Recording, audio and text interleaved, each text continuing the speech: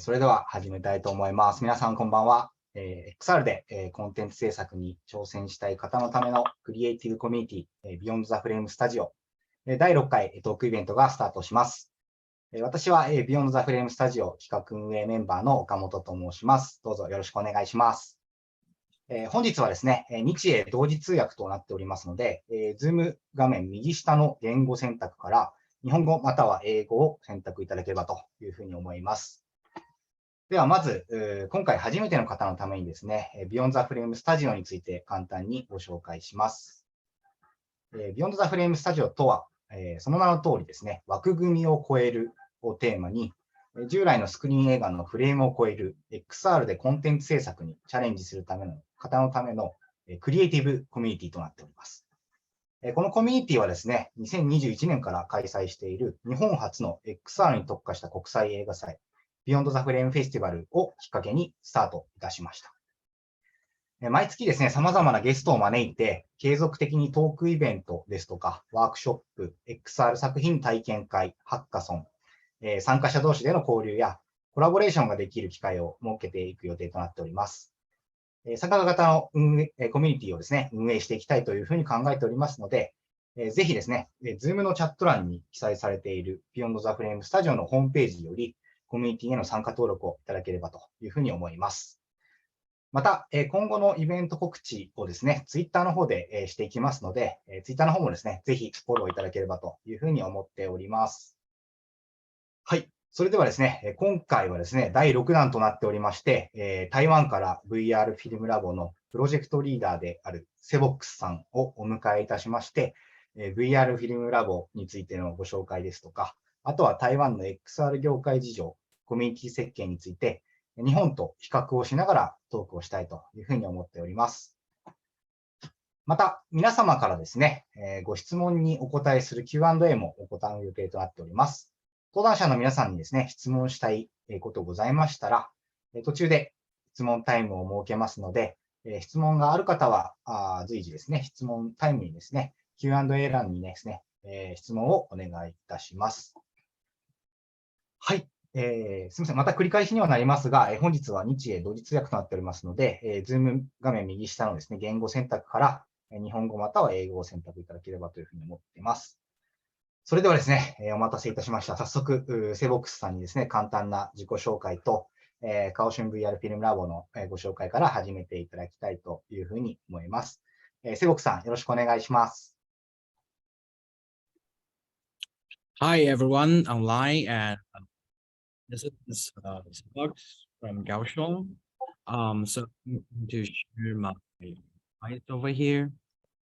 And right, so at the very beginning, I have to the pleasure for me to be invited by Beyond the Frame Studio and also the Frame Festival to share my insights and perspectives on how to run a cinematic VR venue and how to be a community, especially in the XR industry.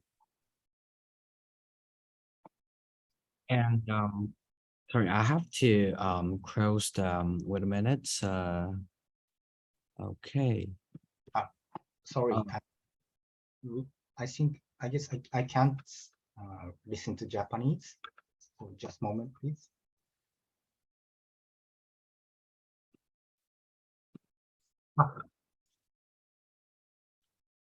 Okay, let me know when it's okay.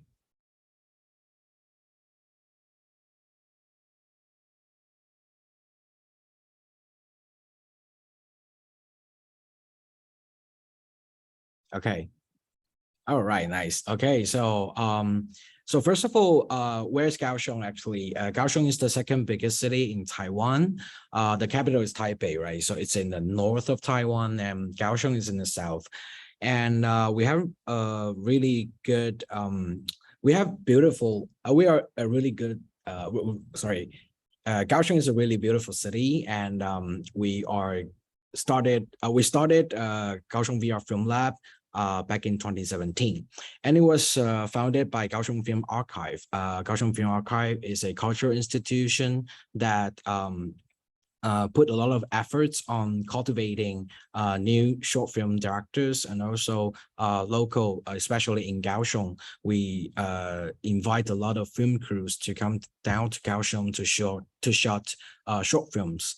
So back in 2017, thanks to the governmental funds, that we have the possibility to start this VR Film Lab project.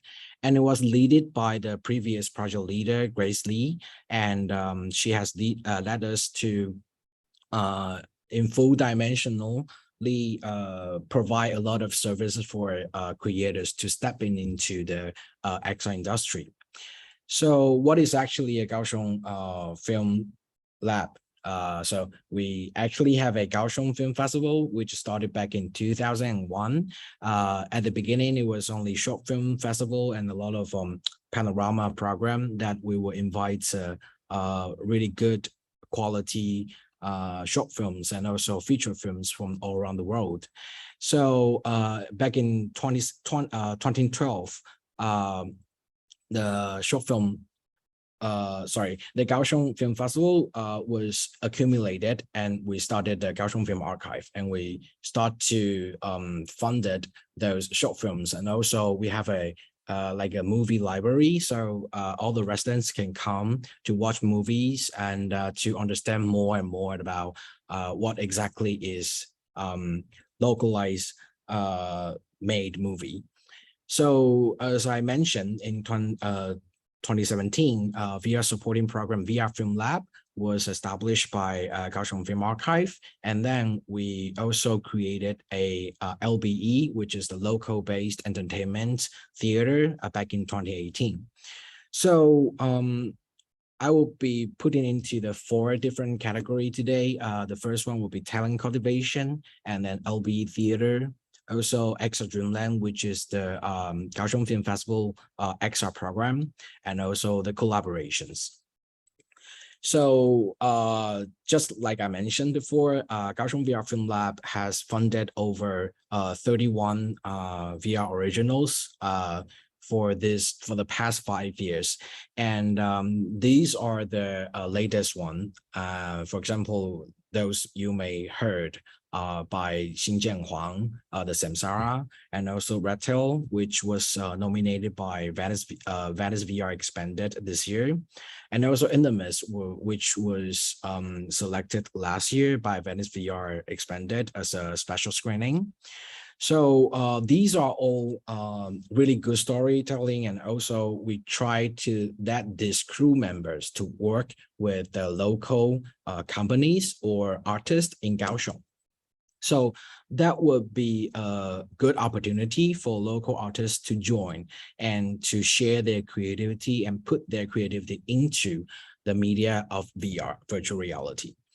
So all this over 30 VR experiences have been nominated by a lot of film festivals. So we kind of like forming a really strong community with all the creators and also the technicians, the coders, and also the cameraman who was used to do the 2D film, the feature films shooting, and then go into the 360 shooting. And different kinds of way we have found it that a lot of new methodology was adopted in the recent years, including volumetric capture, motion capture, 4D views, and even AI, artificial intelligence, was included within the production of XR industry. So these are just some of the good pieces I picked up, and I really hope that if you have the chance to visit Kaohsiung, we can show you all these good pieces, or maybe you can have some collaboration in the future with Beyond the Frame Festival. Then we can bring some of them to Japan. And then another part will be XR Dreamland, which is the XR program in Kaohsiung Film Festival. So we started to sense the energy of creation in XR industry back in 2017, when Venice and Sundance and few festivals trying to let their audiences know that there's another way of telling story. So we kind of like catch the train, and then we started to open up a VR section in our film festival. And in 2019, we officially switched from VR to XR because we also sense that not just VR, but also AR, augmented reality, mixed reality, and also immersive theater, different kinds of immersive experiences are happening all around the world. So we switched the category into XR Dreamland. By the name, it is the way of showcasing different kinds of XR experiences to our local audiences. So I will be introducing a little bit more of this year's edition in the end of the talk, but for the past few years, we have already, I can show you some of the video clips to have a little glimpse of what exactly is happening.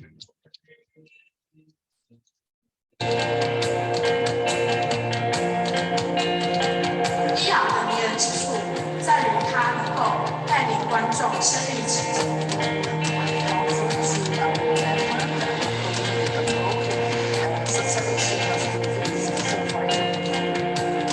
刚开始有点想要呈现不同的现场，所以我们衍生了多少的空间，接着就衍生出一条串的这些空间，让它变成一个故事的办法。观众与玩家自己的终极之爱，当然是我们剧组的，然后去告诉我们这些事情。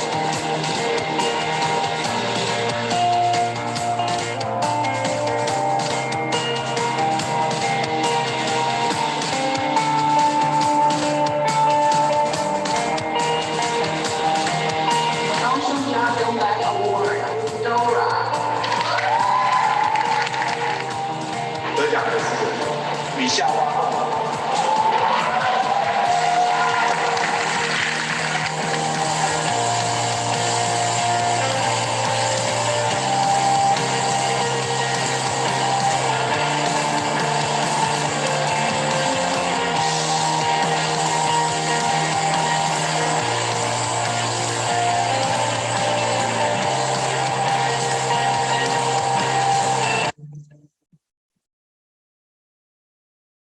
Okay, so wait a minute. This is the first year of doing XR Dreamland, and not only showing VR experiences, but also we invited different kinds of combination and hybrid version of virtual reality. That in the video you can see a really big projector. There's a that is a pieces by Marshmallow Laser Feast that is called Tree Hugger.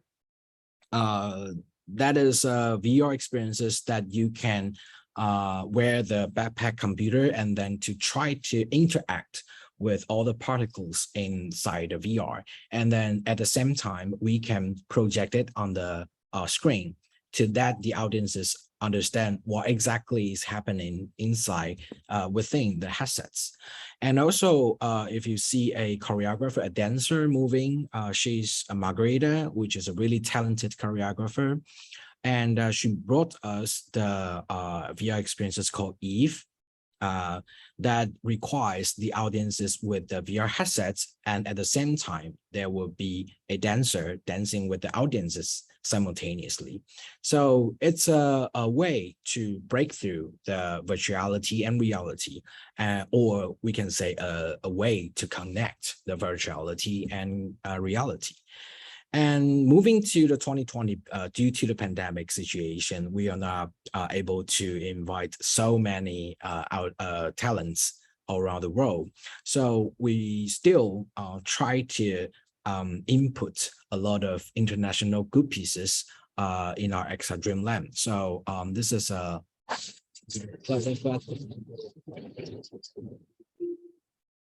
今年高雄电影节 XR 无限幻境，把展览现场打造成一座时空回廊。走，现在就跟我们一起进入未来。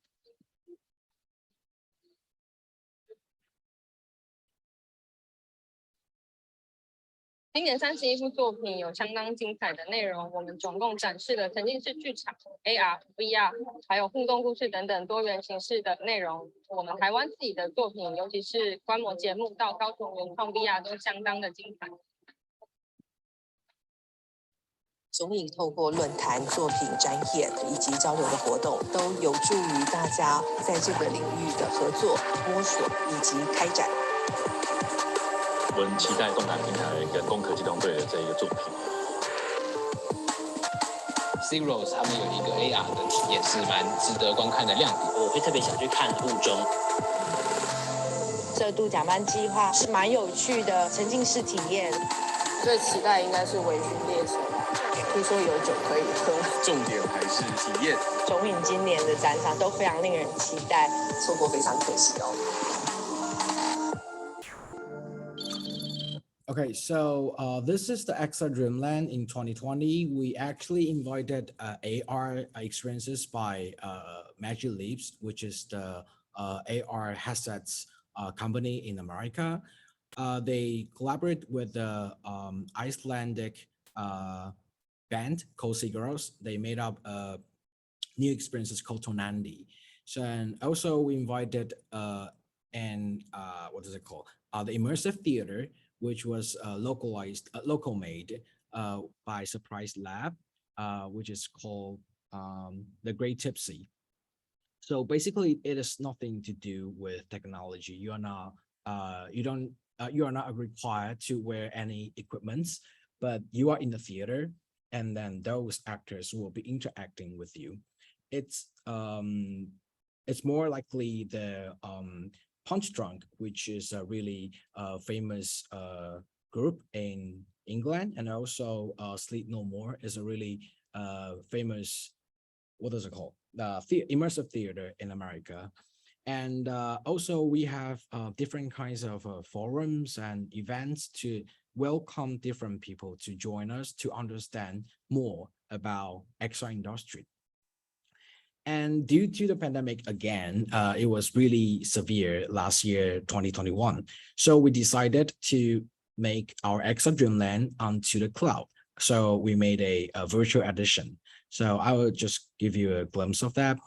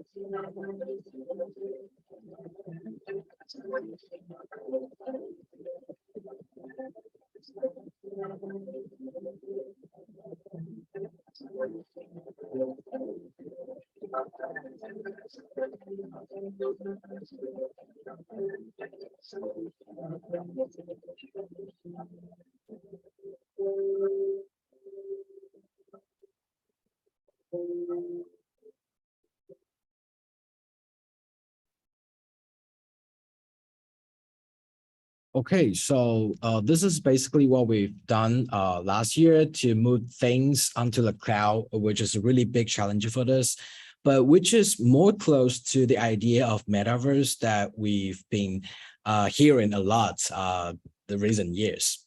So as I mentioned, the Tonandi, which is the AR experiences made by CinemaLeap, collaborated with Sigaros. And also the Great Tipsy Next Stop, which was made by a local theater house called Surprise Lab. And also Eternal. Eternal is a audio immersive experiences that only requires the audiences to put on their headphones. And when the times is there, then you are required to be in a specific place. For example, on the bench of the park or on the driving seats of your car, or you have to lie down on the left-hand side of your bed, and then the story will begin. And also we have the ELIZA, which is a artificial intelligence interactive experiences that the AI will ask some question about love, because, you know, for those AI, the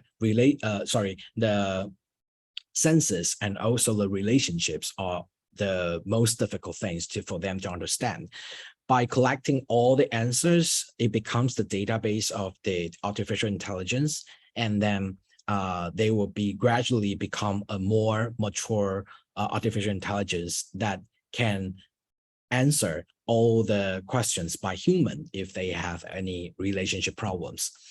It's really interesting pieces. And also the Q-Ride, which is collaborated with Ghost in the Shell VR, which you are sitting on a really big installation, the moving seats. There was a really hit back in 2020 XR Dreamland.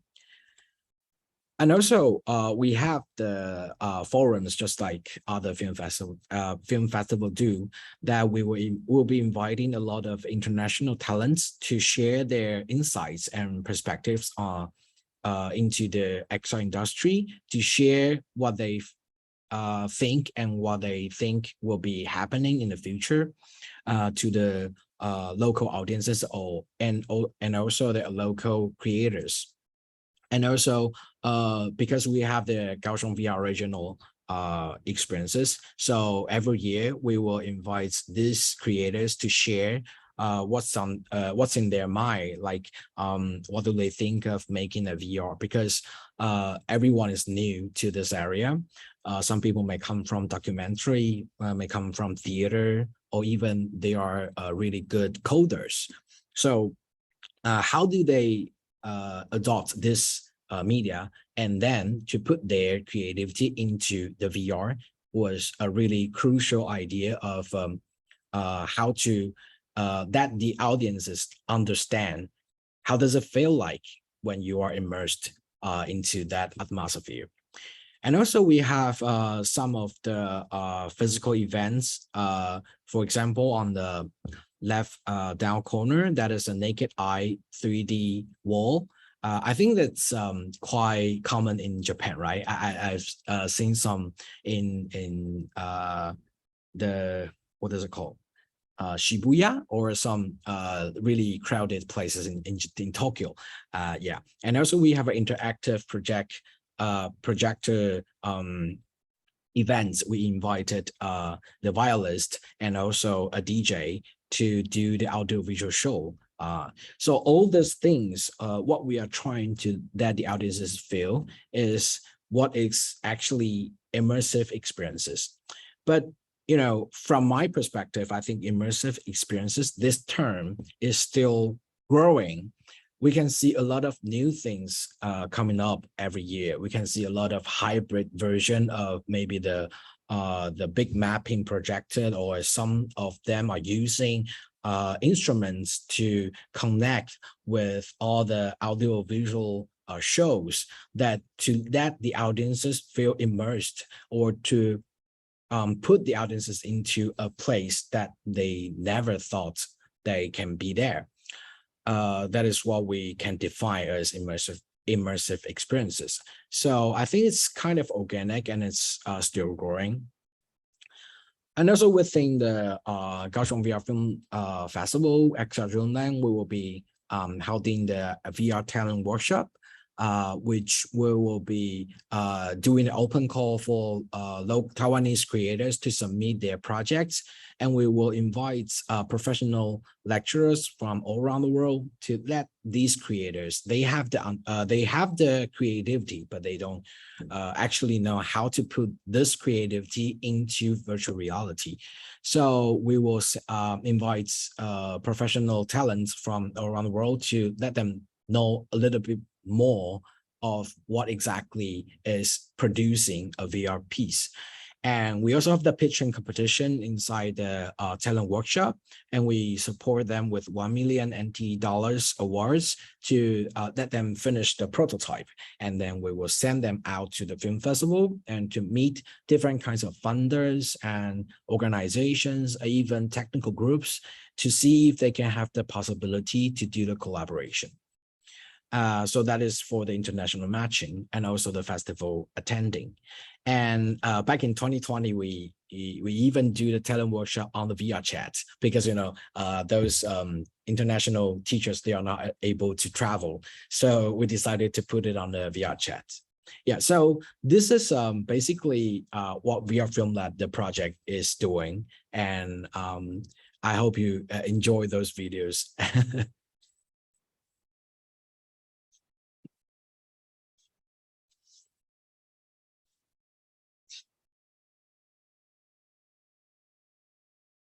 Okay, so I'm going to continue this, or we are going to, have some questions, feedbacks, or.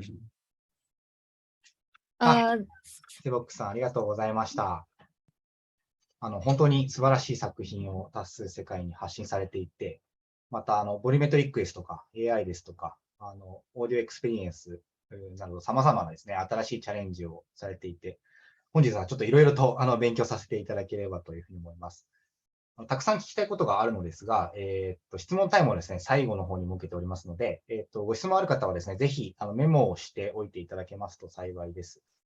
ではですね、ここからはですね、XR プロデューサーの町場さんにもですね、加わっていただきまして、スボックスさんとですね、先ほどの紹介ありました、カオシュンフィルムラボシアターの話を中心に、トークできればというふうに思っております。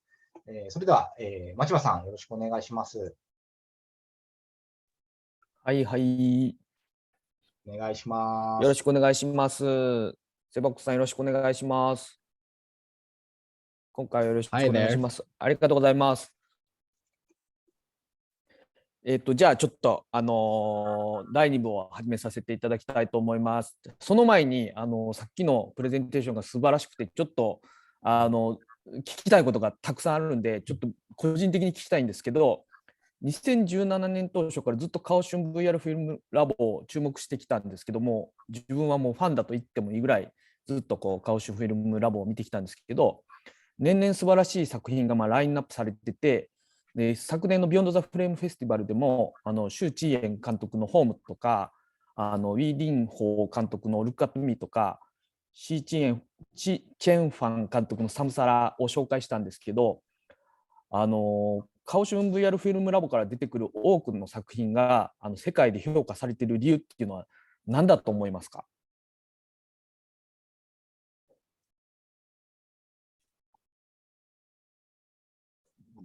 Well, for us, we sense a really strong creativity in our local creators community, especially in feature films and short films. What we understand is that they have a lot of story to tell. So why don't we take a little step more further into the XR industry? That is what we originally think of. So in the first 2 years, we invited a lot of movie directors and theater directors to join this VR Film Lab project to make their idea into virtual reality. So that is a really good timing of making those ideas to be elaborated in this really, really new territory, because everyone, when people watching, everyone has different feeling when using the headsets and VR. And when they put on the headsets, there will be a sense to lead them to, that is the most answer I've heard, that they will lead them to a place that you've never been, to a perspective that you are not able to do it by the traditional film. So with this kind of shock of the technology, they try to put every energy into making virtual reality experiences. And also we have really good technological partners, for example, like Filnic and Chen Mingyuan, which is really good at VR 360 shooting, and also the post-production. And that is why that we think that with the right direction, we instruct to those directors, they can be telling their stories in a really brilliant ways. And also, we require them to put Taiwanese elements or Kaohsiung elements into the story itself. So it becomes a really special elements for foreign people to understand the tradition in Taiwan or the really special stories in Taiwan. I think, yeah, that may be the key of success, I think, but I'm flattered, I have to say, yeah. もう一つだけ聞きたいんですけど、XR のクリエイターっていうのはどういう方々が向いてますか？映画監督って先ほどちょっとおっしゃってましたけど、映画監督が果たしてその XR のクリエイターに向いているのかっていうのが、いろいろ私自身も悩むところではあるんですけど、セイボックスさん的にはどう思われているのかなっていうのをちょっと聞いてみたいです。Oh, that is a really tough question. So we have the 2 years experiences of inviting movie directors to step into the VR industry. And then we kind of like sense that there's a lot of independent groups of people. They spend a lot of time in gaming engines and also creative coding. And also they do it in a really, really different way of making virtual reality. A lot of good VR users are actually very, very aware that for example, they went on to VR chat every day just to explore like how many functions are there. And then we kind of like sense that there are a lot of independent groups that they are going to do a really, really brand new direction of VR creations. So we decided to make it an open call for all the creators in Taiwan to submit their projects to us. And then we will be evaluating all the projects to see like how possible is it to be made into virtual reality. And then we will fund them for 3 million NTD to 5 million NTD to make the whole projects. And that works. I mean, the energy is not just restricted in the movie directors, but also those who is really good at digital arts and also maybe choreographers. They have the idea when they put on the headsets and then they try to make people understand how does it feel. So that is a really exciting moment for us to see a lot of good projects happening in the 2020. Yeah. So that is why we can maintain to have so many different VR experiences in different themes, and also we can introduce in so many different ways. I hope this answered your question. なってます。ありがとうございます。岡本さんはカオシュンフィルムラボから出てきている作品いくつかご覧になったと思うんですけど、どういう印象ですか？まず、なんか本当に素晴らしい作品が多いなと思ってまして、私自身が今までこう見てきた、なんですかね、王道とはちょっと違う視点で、こんな VR の使い方あるんだ、だったりだとか、こういう表現の方法あるんだ、だったりだとかっていう、すごく、いつもいろんな気づきを与えてくれる作品が多いなというふうに思っています。私も当初XR 映画っていうふうにVR 映画って言っていたので、映画監督といろいろ作品を作ってみたりとかしてきたんですけど、マッチする監督もいるんですけど、なんかゲームを作ってる人とか舞台をやってる人とかパフォーマンスをやってる人とか、それこそセボックスさんが言うようにいろんな業界の人たちが作品作りをすることで、なんかちょっと今までのスクリーンの映画とはちょっと違う表現に XR の表現っていうのはなってるんじゃないかなとは思うんですけど、セボックスさんその辺どう思いますか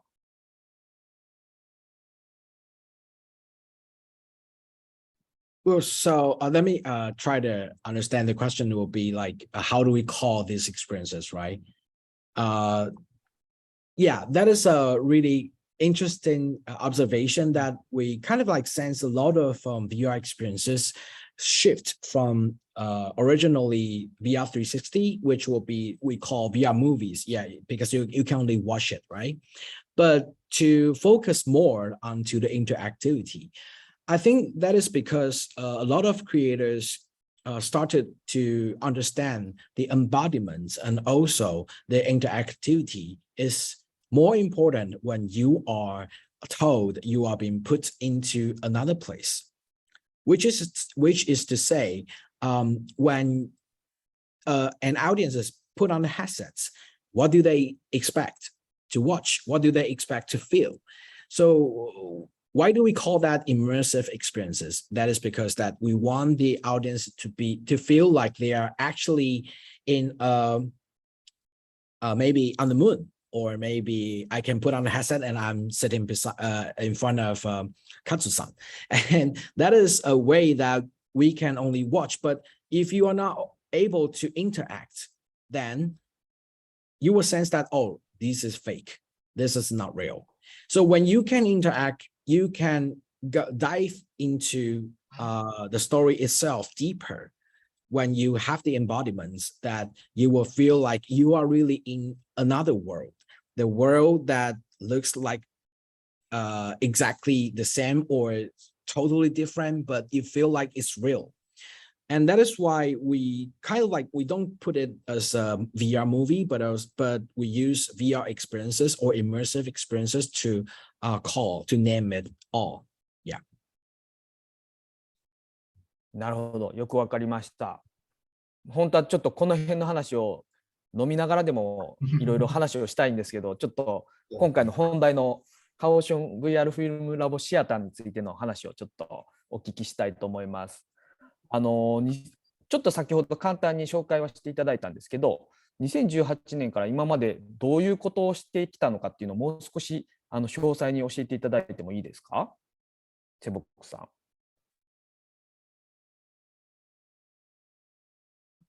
Sorry, you mean the film festival activity, right? ではなくて、ラボシアターの方ですね。施設としてどういう施設だったのか。Okay, for that I can I share my slides on that? I have some pictures to share with the audiences.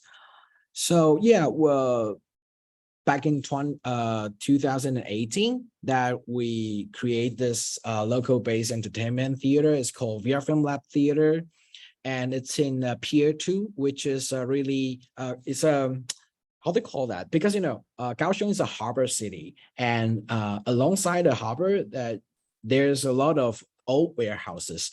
So the governments try to renew this warehouses into more cultural creative places. So we decided to put our theater over here, and as you can see in the middle of the slides, that's a picture of our 360 cinema, which allows 30 people to get in and sit on a spinning chair and watch VR 360 at the same time. It's really like a movie theater, it's like a cinema. People come at the same time, and we play the same movies at the same time. But the only difference is we are playing VR movies. And also, besides from the VR 360 cinema, it's a bit dark, but it's on the up right corner. That is our interactive zone. So we can showcase 6 degrees of freedom experiences, not only room scale experiences, but also interactive experiences for the audiences. And we usually will decorate the place, the interactive zone, because we have heard a lot of people complaining or just feedbacking on when you put on the headsets, you will feel like you will feel something that is on your head, and it doesn't really feel that good. And it took you some time to get used to it and then get into the narratives. So we just wonder that if we can make the atmosphere when audiences step into the room, and then they can feel a sense of what they are going to experience later, maybe they will be more into the experiences, the narratives parts of the experiences itself. So we did it, and we have been collecting a lot of feedbacks from the audiences, and I think there are some feedbacks is really strong. Some, for example, on the right up corner, this experience is called BioLAM, and BioLAM is a VR experiences that leads you down to the ocean and to find out there's a different strange creature in the deep ocean. And when you step into the room, you kind of like sensed, so the experiences will be dark, and there will be some, fluorescent fishes swimming around. And the most interesting feedback is that like 30% of the audiences feel really dizzy when they are experiences with all the decoration. That is not that bad, because that is proof for us to know that this kind of setup can help these audiences to get into the experiences more. So that is what we are trying to do. And also we do have the thematic seasonal curation, which we will be collecting 8 to 9 experiences to showcase for 3 to 4 months. And these experiences are all focused on one theme. For example, on the middle of the downside, that is the first thematical seasonal curation is called Ongoing Home. So we basically collect 9 experiences that it is talking about home in different ways. So we split the idea of home into time, space, and relationships. And we talk about, for example, some people might consider their car as their home. Or for me, it's when the film festival is coming, we have to stay in office for a really, really long time. So maybe the office is more likely my home. And some people think home is the one with all the family, where their families are. So those creators have different thoughts on home. So they create different kind of VR experiences. And by watching different, not just different countries, but also like every individual has their own definition of home. So that becomes a really connection with the audiences, because everyone has home, right? No matter how do you define where your home is, you can still relate it. You can still be related by all these VR experiences. And also we asked some questions to the VR directors, creators, and how about, for example, like, what do you think of when you think of home, or what kind of image will think of when we are talking about home? So on the ceiling, those are the pictures of the creators. So by doing this kind of exhibitional way of showcasing, we believe that our audiences get more into these creators' thoughts and to really feel connected with the VR experiences. And also, because we have a really big venue, so we sometimes have the collaboration with International Film Festival. For example, on the left down corner, that is collaboration with Cannes XR. Because due to the pandemic, we are not allowed to travel, right? So we become the satellite city of Cannes XR, and also Tribeca, Tribeca New Images, that is called XR3. And we can invite a lot of creators and industry people to come to our venue to watch all the collection by the film festival, and they don't have to travel with risk. So it becomes like a basement for all the creators and all the community. They can come to watch all these experiences and share how do they feel and maybe to improve their own projects. And also on the right down corner, that is a collaboration with a local company that we demonstrate the fifth generation internet. How do they adopt this internet services into a VR online platform?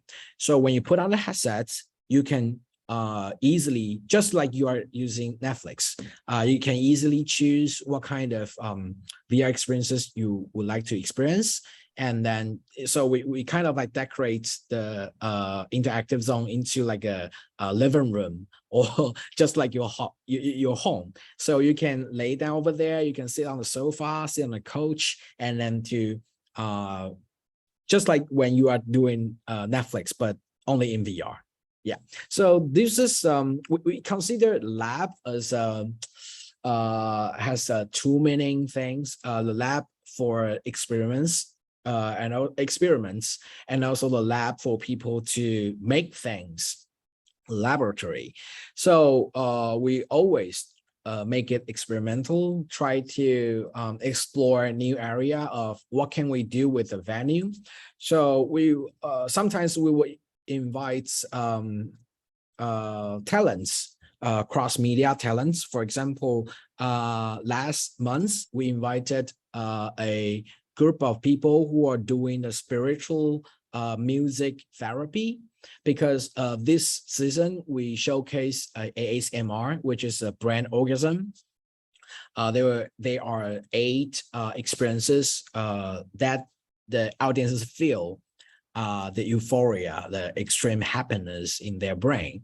So we invite those musicians to come to our venue to do some music show, and then to share with the audiences of what do they think of when they are doing spiritual therapy and also meditations. They see some images, and those are really close to the experiences in VR. We think that is a really interesting comparison, and also the connection. We can invite more people from different fields who are interested in different kind of things, and then to come to our VR Film Lab theater to feel the charms of virtual reality. Yeah. So this is what we do in our VR Film Lab theater. I hope you like it. ありがとうございます。ありがとうございます。ぜひちょっと行ってみたいなっていうふうには思ってます。Yeah, please come. フィルムラボシアターっていう名前なので、映画館、要はスクリーンの映画館をちょっと思い浮かべてたんですけど、作品ごとにスペースとかも作り変えたりとかされているので、今までの既存のその映画館とはちょっと違うのかなとは思うんですけど、それってこうやっぱりストーリーテリング、今までのその映画とかドラマを作るストーリーテリングの方法とはちょっと違うものなんですかね。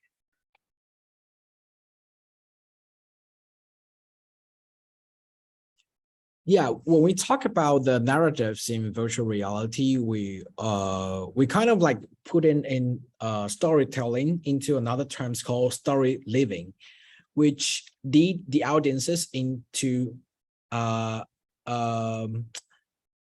is it called? A situation that you really live, you really think that you are living in a virtual reality. So story living is an idea raised by Xinjian Huang, which is the director of Samsara. He told us that when you are trying to make a VR experiences, you are not just telling the story.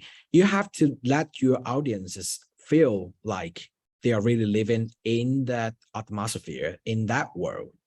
So that is a really good impact for us, because when we are thinking of how immersive it is for the VR experiences, not only the contents can be, not only the images and audio can satisfy our audiences, but also you have to do some supplements, and all the supports can create an atmosphere that you feel like you are really, brought to another places, and that is the magic place of virtual reality.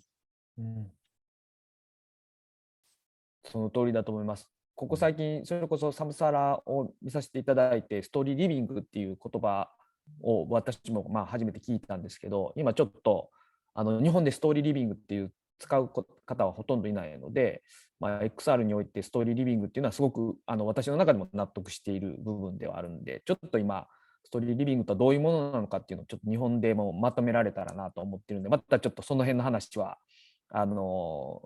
今度将来的にできたらなと思ってます。ちょっと話の方向性を変えます。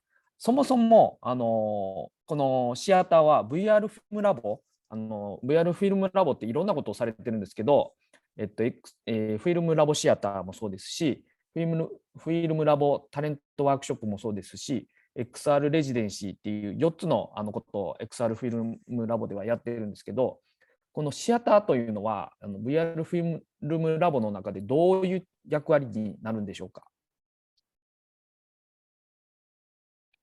All right, so the theater itself plays a really important roles for us to communicate with the local audiences. I don't know if it's the situation in Japan, but in Taiwan, Kaohsiung is always considered as a desert of culture that you are not.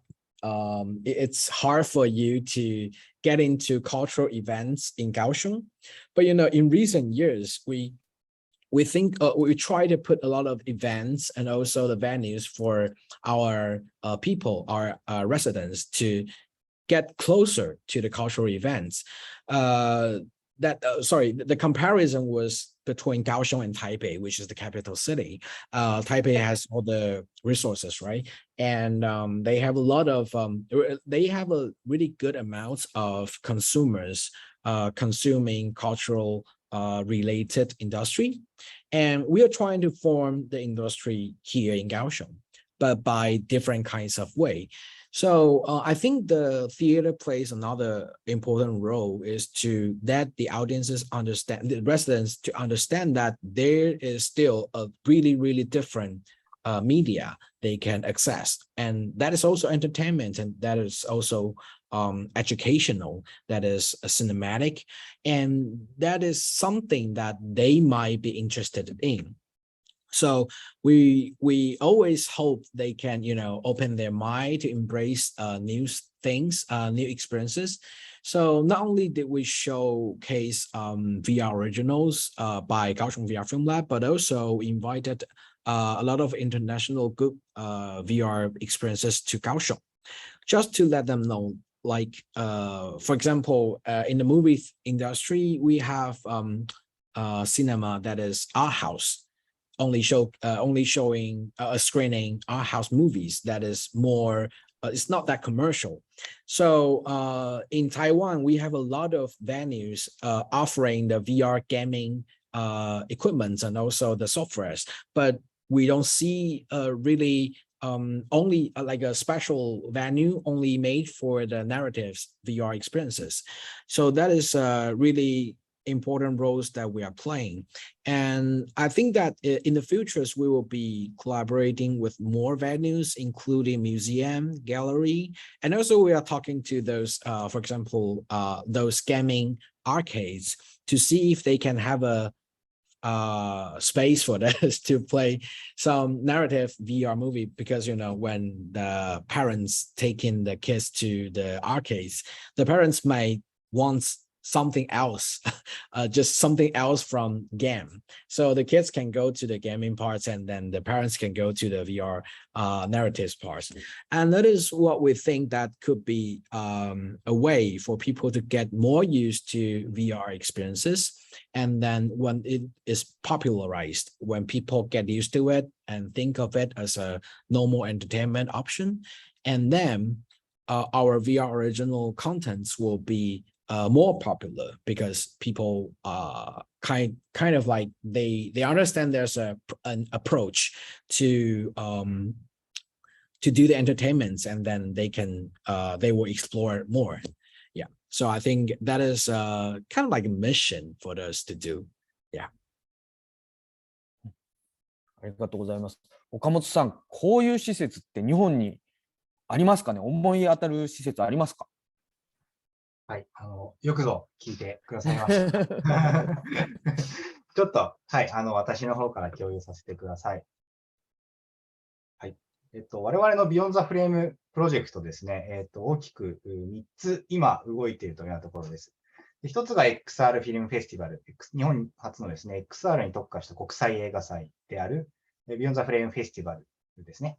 もう一つが、今こちらのイベントを実施している XR クリエイターコミュニティの、Beyond the Frame スタジオですね。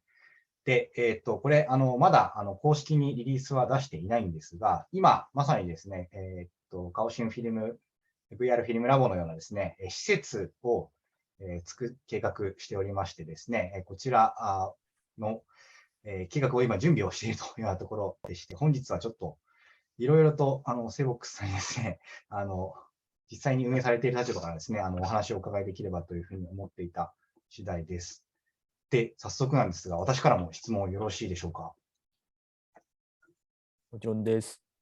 この、カオシンの VR フィルムラボに一体どのようなお客様が今訪れているのか、例えば、カオシン市民以外の方もお越しいただいているのかですとか、あと、若い人以外の方もいらっしゃるのかだったりとか、そういったお客様についてお伺いできればというふうに思っております。Okay, so just like I mentioned, Kaohsiung VR Film Lab Theater was located in a more tourist spots in Pier 2, which is just beside the harbor. So we embraces like a varies of so different styles of audiences but we have the basic limitation of you have to be more than 7 years old. Then you can have the VR experiences, because VR is a experiences that requires to put a really the monitor, the screen is really close to your eyes. So we kind of like we hope those kids are not, I don't want them to be injured so young by watching VR experiences.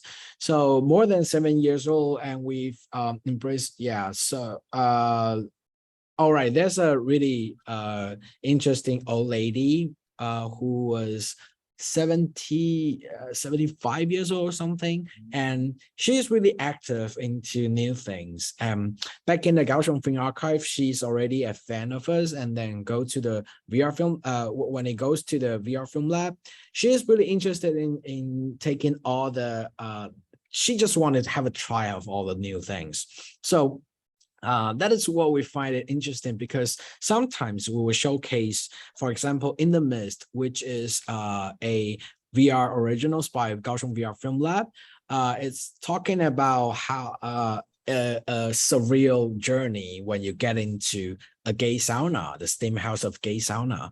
And that is kind of like controversial and a little bit explicit of the naked parts. And she was like, okay, I'm 75 years old and I've seen that all, so that's fine for her. So yeah, we kind of embrace different ages of audiences, but also we can figure it out. We can kind of sense that the range is from high school students to maybe 40-ish when they are becoming parents and they brought their kids to the harbor, the Pier 2. So when they pass by, they will try to find if there's something interesting they can experience this. And as for male and female, I think that's 50-50. Yeah. なるほどです。ありがとうございます。かなり、お話を聞いていると、その高雄市の、やっぱりカオシュン VR フィルムラボがある場所の周辺にいる高雄市の人たちって、その XR のリテラシーが高い気がするんですけど、結構まだ日本の中ではこう VR をかぶったとしてもこうまっすぐまだ向いていたりとか、VR をこう思いっきり体を使って楽しもうという方がまだちょっと少ないかなと思うんですけど、その辺ってどうなんですかね。 XR を楽しむ人たちっていうのは高雄市の中では増えている感じなんでしょうか。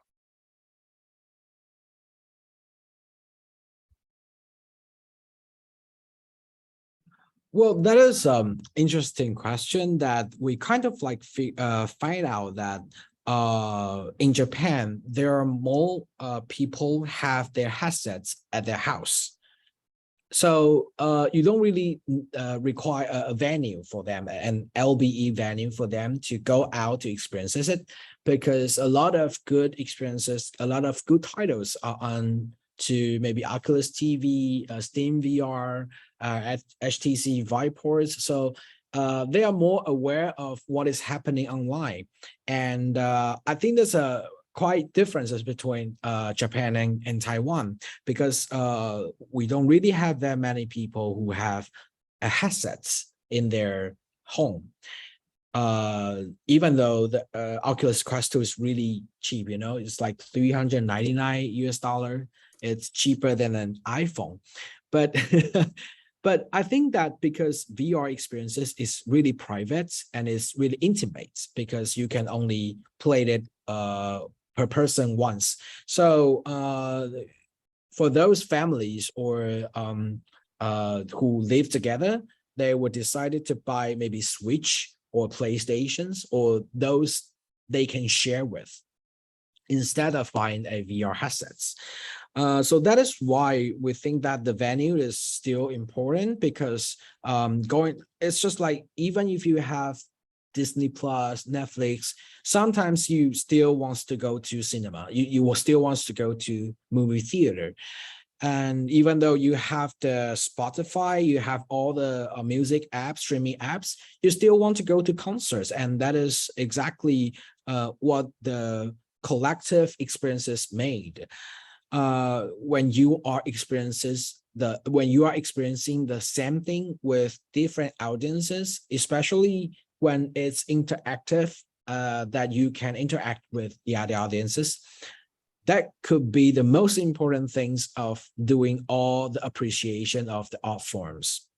So yeah, I think that is what I observe by doing this not business, but by doing VR Film Lab theater.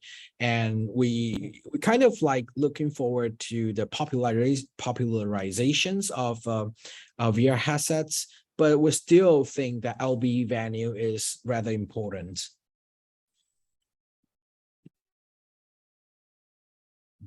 そうですね。残念ながら日本ではやっぱりそのさっきのサムサラだったりとかホームだったりとか素晴らしい作品を見る場所がまだないんですね。で家でもまだ見れないので、そういう場所が必要なのでビヨンドザフレームフェスティバルだったりとか、こういうビヨンドザフレームスタジオを作って多くの人たちにやっぱりいい作品を見てもらいたいっていうんで、今いろいろちょっとこう頑張っているところなんですけど、なのでちょっともっとこう大勢の人たちに素晴らしい作品が見れる場所をちょっと作っていきたいかなというふうには思っています。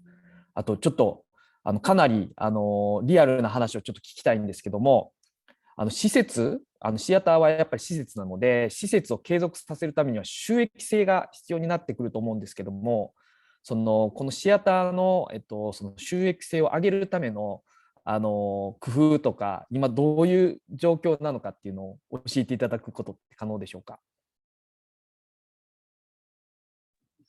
All right, that is a difficult question for me. Yeah.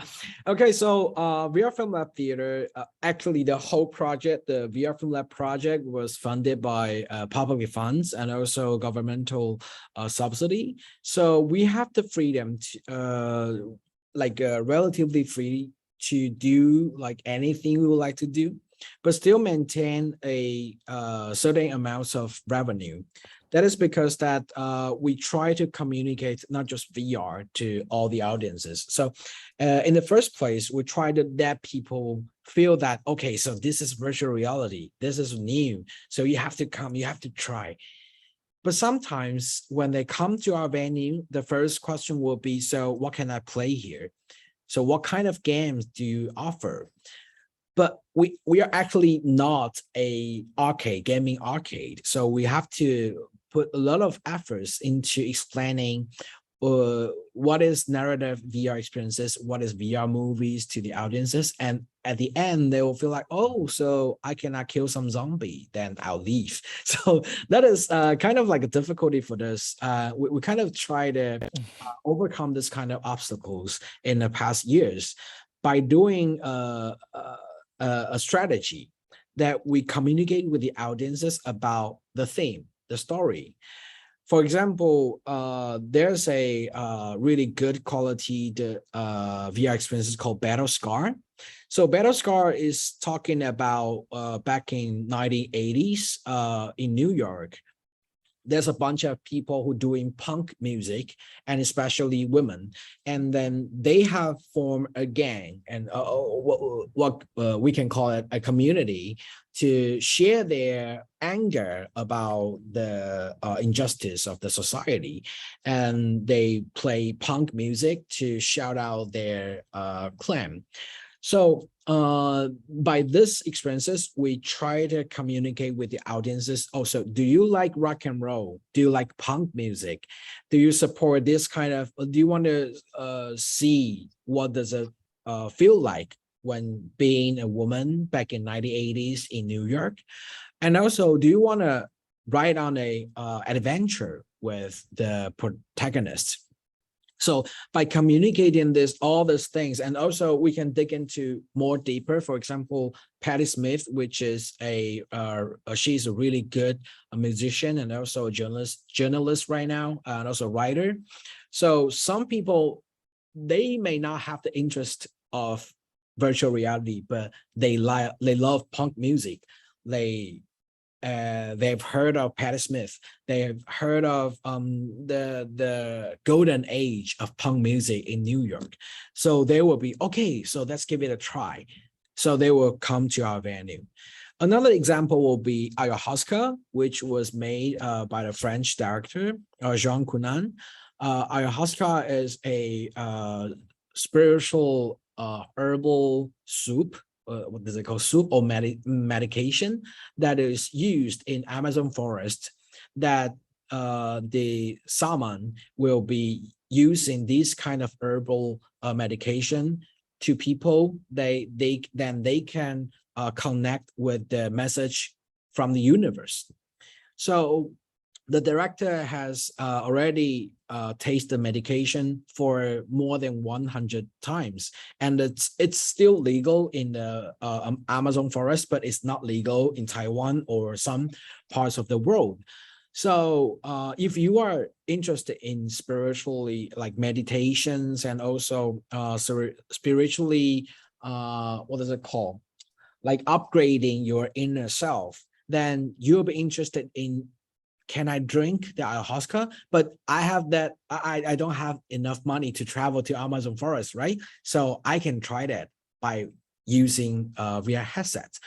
So again, that is what we try to do with this kind of strategy, to communicate with the audiences of what is good inside. We divide the experiences into different parts and to reach to different audiences. So if there's any punchline that can, like a sweet points for them, so they will come to see if they have the interest in to watching the VR experiences. So that is what we do to maintain the revenue. Yeah. ありがとうございます。非常に参考になります。岡本さん、どうですかね。今後施設を作っていく上で、日本としても。非常に参考になる点たくさんあったなと思ってまして、で特に、やっぱりその VR をヘッドセットかぶせるまでっていうんですかね、そこまでの導入の部分っていうのをいかに設計するのかっていうのは本当に大切だなというふうにお話を聞いていて感じたところでございます。で、ちょっと私からももう一点だけご質問させていただきたいんですが、例えば、今まで、VR ヘッドセットをかぶったことがない方に対して、どのようなコミュニケーションをしているのか、どのように販売促進をしているのかみたいなところをお伺いできればというふうに思っています。Okay, so other than using the VR venue or the VR Film Lab theater, we do have the Kaohsiung Film Festival XR Dreamland, which is the XR program of the film festival. So when it comes to that, we will put a lot of budgets onto promoting all the things. And so the first thing I can share was to some of our VR original contents made by VR Film Lab. Will be inviting actors or actresses in Taiwan who is already famous. So when they are doing, for example, like VR 360, they are doing the live action shooting, right? So some of their fans will come and then just for their star.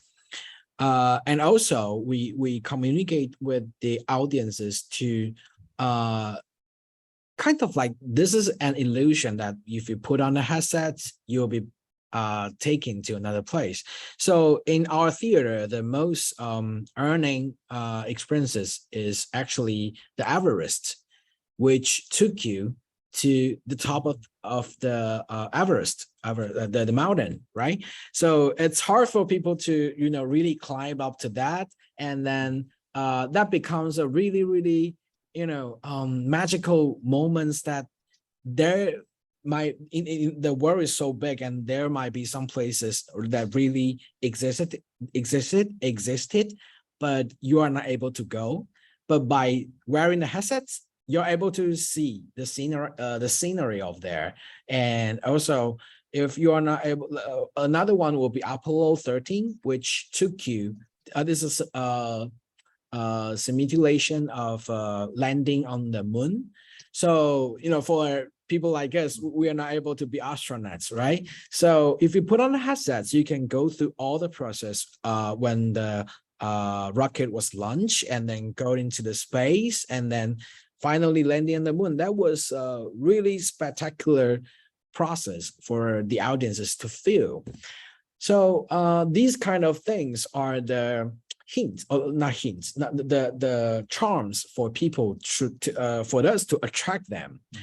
If you want to experience a place that you fancy to go, or you're never going, or that is a magical world that has so many magical creatures inside. So that is what we try to, convince them to join us by wearing the headsets.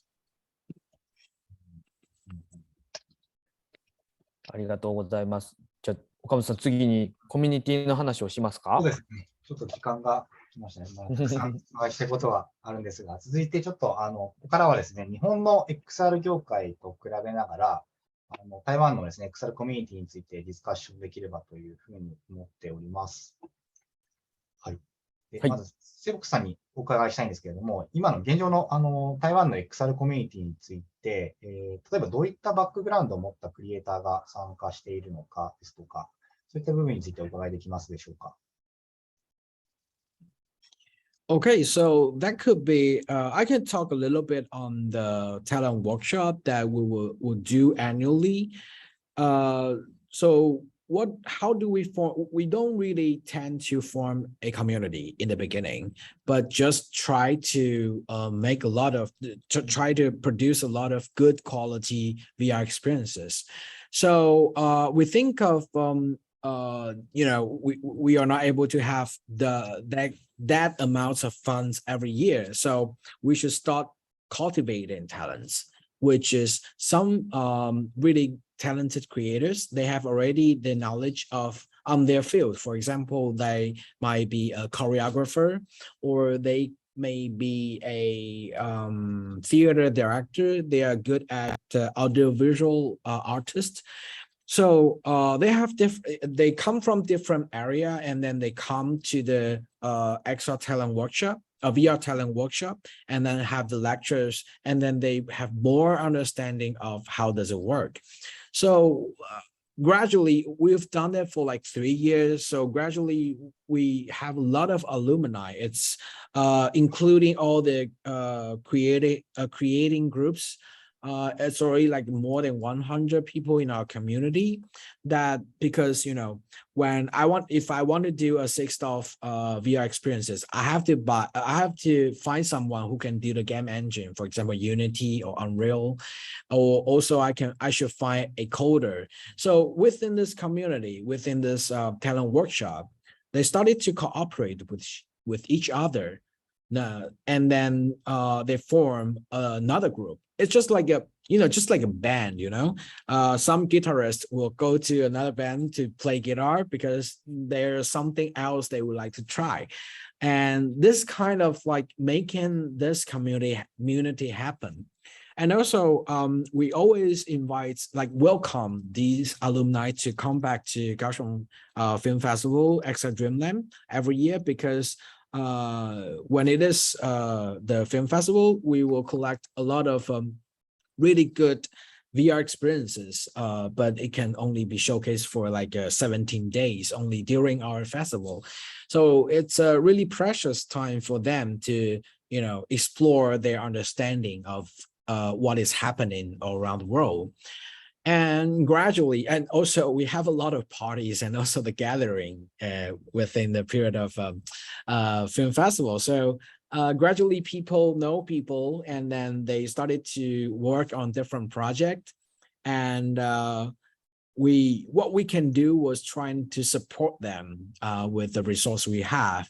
For example, if we have something really interesting, and we will love to welcome them to the film festival, and then we definitely will ask some of the people we know that they may be in the creation of the process of creation of the similar topics or by the similar methodology. And then when they watch the VR experiences, it's an improvement for them to focus more on their projects. So which on the other hand, I think that talent cultivation is really important, because if you want this to be popularized, or you want this to be more common, just like people can use their iPhone to shoot movies, right? So if there are more and more people are in the community of the creation, then they can figure out the easier way to produce a VR experiences. And they can share their knowledges, and they can share their experiences, their fail on anything. And they will be making better experiences in the future. So that is another topic we will try. Another challenge we will try to take in the following 3 to 5 years. We will be forming the community with a more international way, that we will be inviting those lecturers from abroad, and then after the talent workshop, we will ask the lecturer to bring one of the group that he or she, the lecturer, thinks that is that could help with the lecturer's project, and then bring them back to their country. And then it's just like a combination, hybrid version of residency, talent workshop, and so internship. It's just like a mentorship. So with this kind of instruction, our local creators could be have more understanding of more knowledge of how do they do this kind of techniques. And then when they come back to Taiwan, they can share the knowledge with the community. Yeah, that is what we expect to do. ありがとうございます。ちょうど私たちもビヨンドザフレームスタジオっていうのをシネマリープと小田急さんでやってますけども、岡本さん、このビヨンドザフレームスタジオというコミュニティもどういうコミュニティかちょっと教えてもらってもいいですか？はい。冒頭、少しご説明させていただいたんですけれども、まず日本のXR の課題として、先ほどのセボックスさんがおっしゃっていただいたのはちょっと逆なんですけれども、なかなかチーミングが難しいっていう課題があるかなというふうに思っています。例えば私がユニティが得意だったとして、じゃあ他の人は CG が得意だったとして、ただその人たちがなかなか出会う場所が少ないっていうのが、やっぱり大きな課題かなというふうに思っております。一方で日本についてはアニメだったりとかゲームだったりだとか、そういったクリエーションについては、一定程度世界から評価されている部分もあるかなというふうに思ってまして、そういった方々をつないでいくために、ある種、理想はセボックスさんのようにですね、自然発生的にコミュニティが生まれるのが本当は理想なんですけれども、一旦ちょっとコミュニティというものを作って、まずはいろんな人が有機的につながれるような場所を作ろうということでですね、このビヨンドザフレームスタジオというものがスタートしたというところでございます。で、今月1回のですね、イベントをベースとして、交流会ですとか、今後、様々な、そういったクリエイター同士が新しい作品を一緒に作れるような環境みたいなものを、提供していきたいなというふうに考えているというところでございます。ありがとうございます。セボックさん、タレントワークショップをすごい、やられてると。で、要は XR のクリエイターを育てているんだと思うんですけども、それによってもちろん作品は完成するんですが、その後、その XR のクリエイターたちのビジネスとか雇用っていうのは生まれているのでしょうか。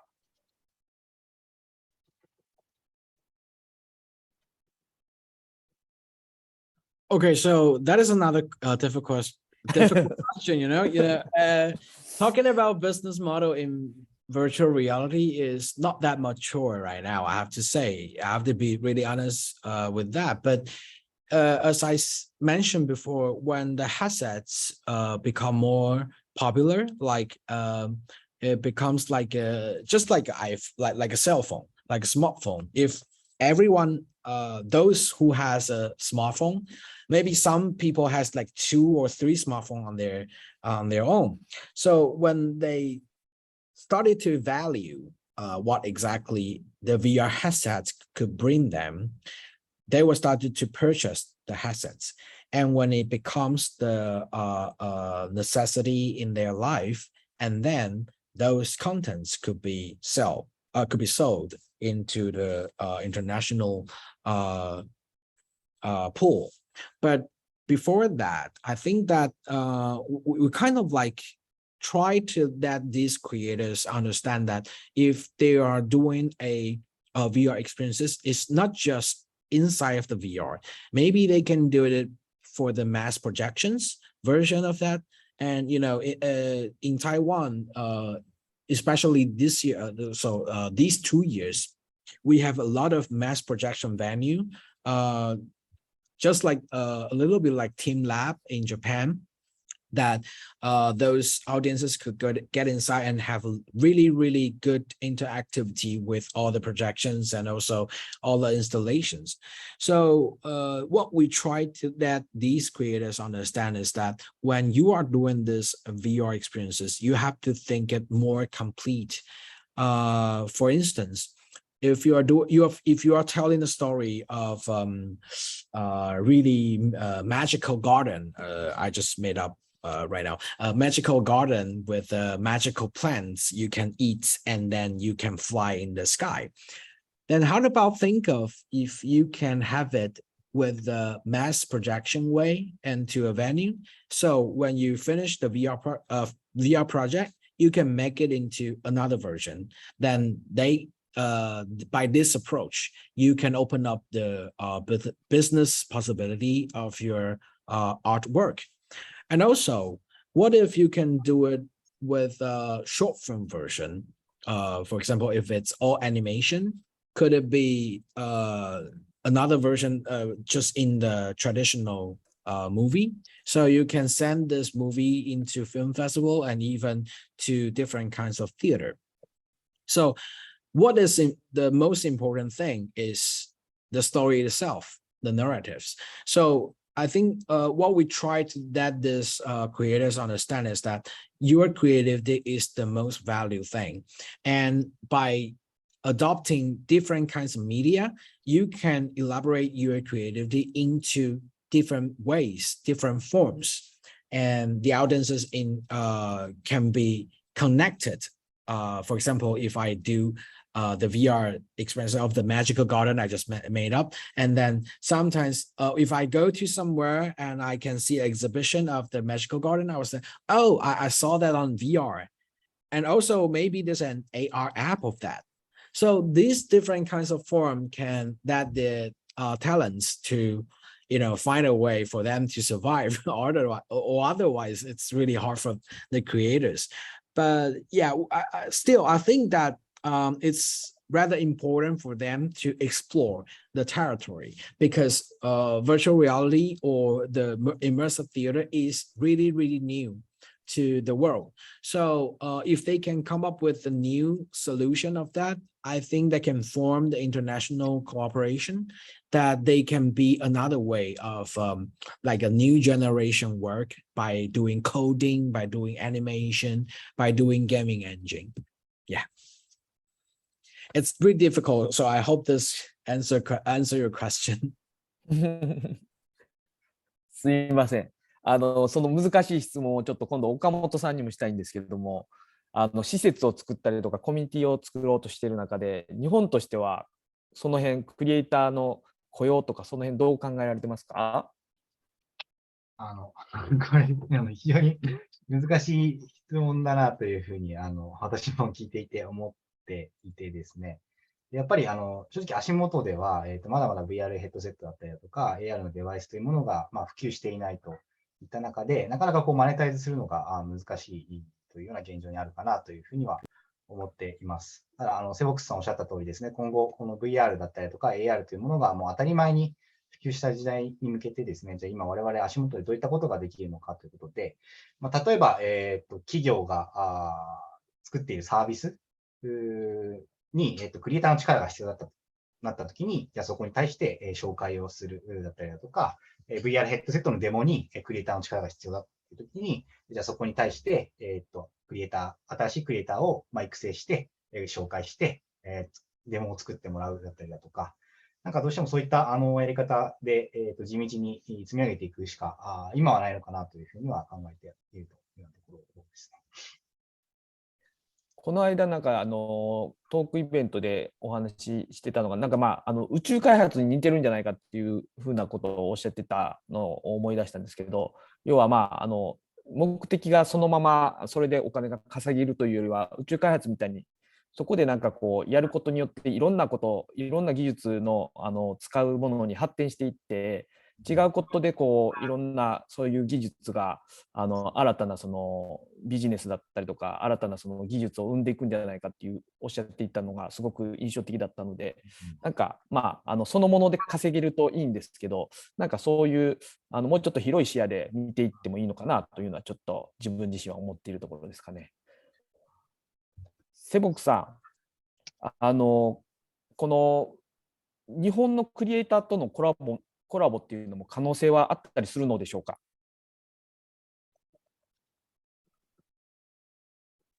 Of course, we look forward to that. I mean, we've seen a lot of, it's really interesting that like in 2 years ago, there's a local company in Taiwan. I don't know the English name of that, but they are actually an animation company who work with Sony and also Sega and this kind of big Japanese company who was doing the animation and also the UI and UX how does it call that? The designing of the UI and UX for the game, for example, like Final Fantasy or different kinds of big games, as we have heard. And that is a way for the Japanese company to cooperate with the Taiwanese company. And for us, that is why we kind of like maintain the film festival every year, because we would like to that these creators to meet each other. For us, the cooperation between companies are good, but I think what is better is the creator to cooperate with the creator, because when they are thinking of creating new experiences, I have to say they don't make the money, they don't put making money in the first place. What they are trying to achieve is a new stage of what they are expertised in. And that is what I found interesting, is because that some of our original VR experiences, they have some stories that could be connected with foreign countries. For example, we have a VR original series. It's called Spoke to Awake. It's basically that the audiences to try to speak those dying languages. So the first one, the first episode is diving into Syria. The Syria is one of the Aboriginal crews in Taiwan, and it's like less than 1% of the user of the languages in the world. And then so the director Davi tries to that the audiences repeat after every sentence, not sentence, the vocabulary when the VR told them to speak. And then in the VR, you'll be taken to the place you just spoke. For example, it's a bamboo forest, or you will see a deer, or maybe a bear, something like that.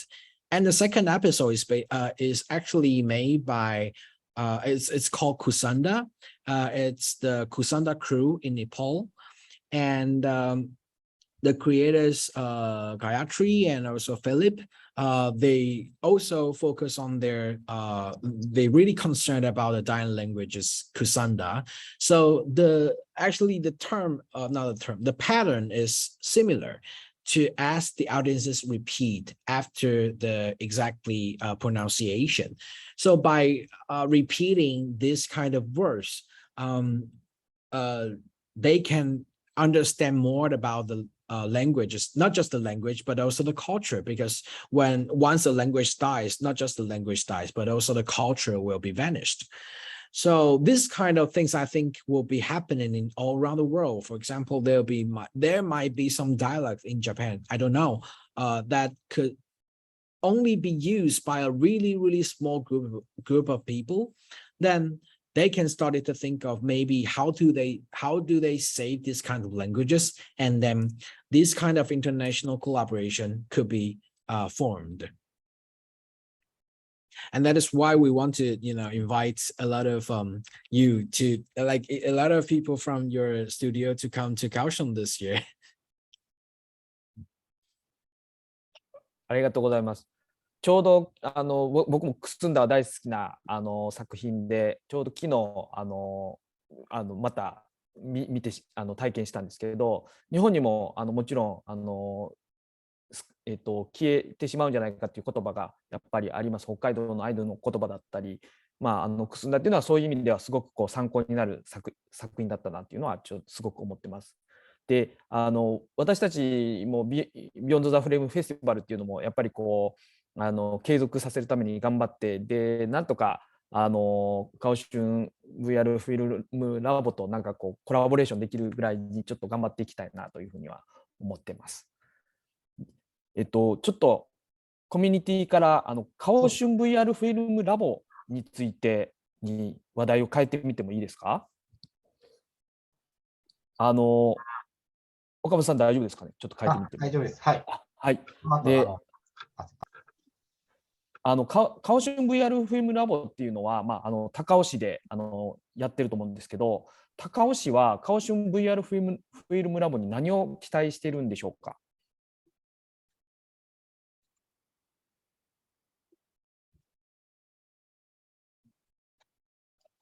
？Oh, okay. That is a question I often ask to myself. When I joined this team 3 years ago, with the previous leader, Grace Lee, we discussed a lot of details of us because I was born in Kaohsiung. So as a resident in Kaohsiung, like this is my hometown. How do I respond to this city, and how do we, not just to, that the audiences feel what is inside the headset. So what is actually the mission of this VR Film Lab project?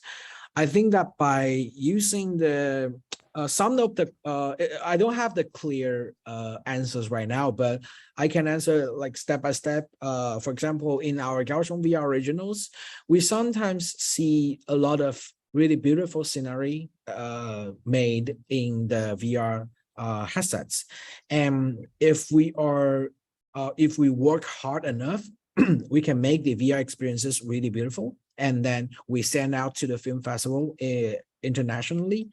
And for those foreign people to see this amazing, stunning views in Kaohsiung, that is a way for them to understand what exactly Kaohsiung is.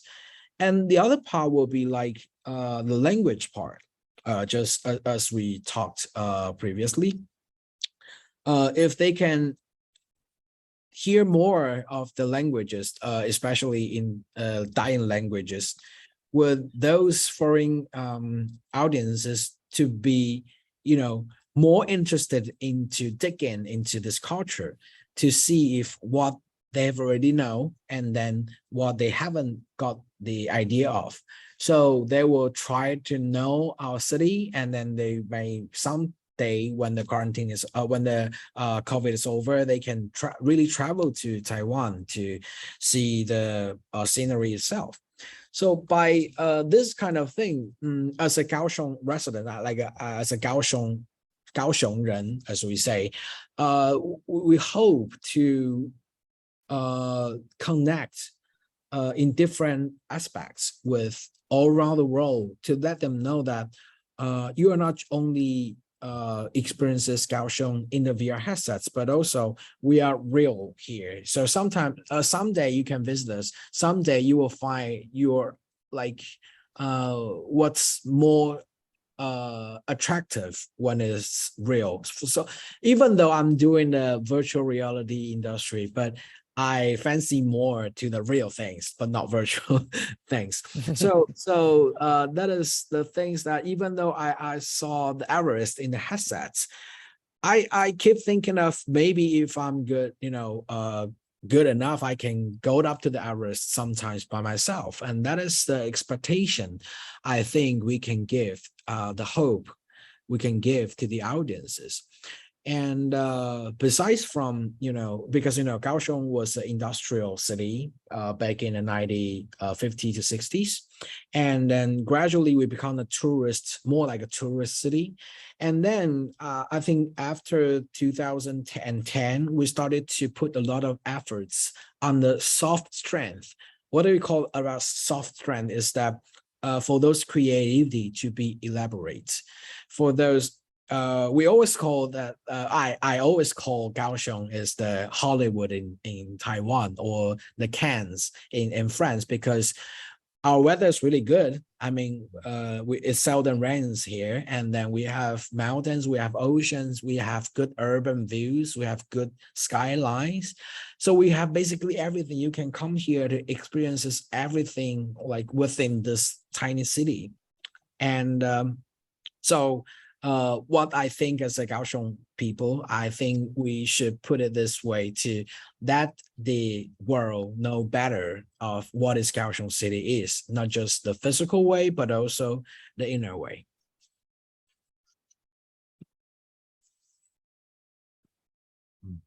ありがとうございます。近い将来ちょっと日本のクリエイターを連れてぜひちょっと高尾に行きたいと思います。今後のKaohsiung VR フィルムラボはどうしていきたいとかっていうのはありますか？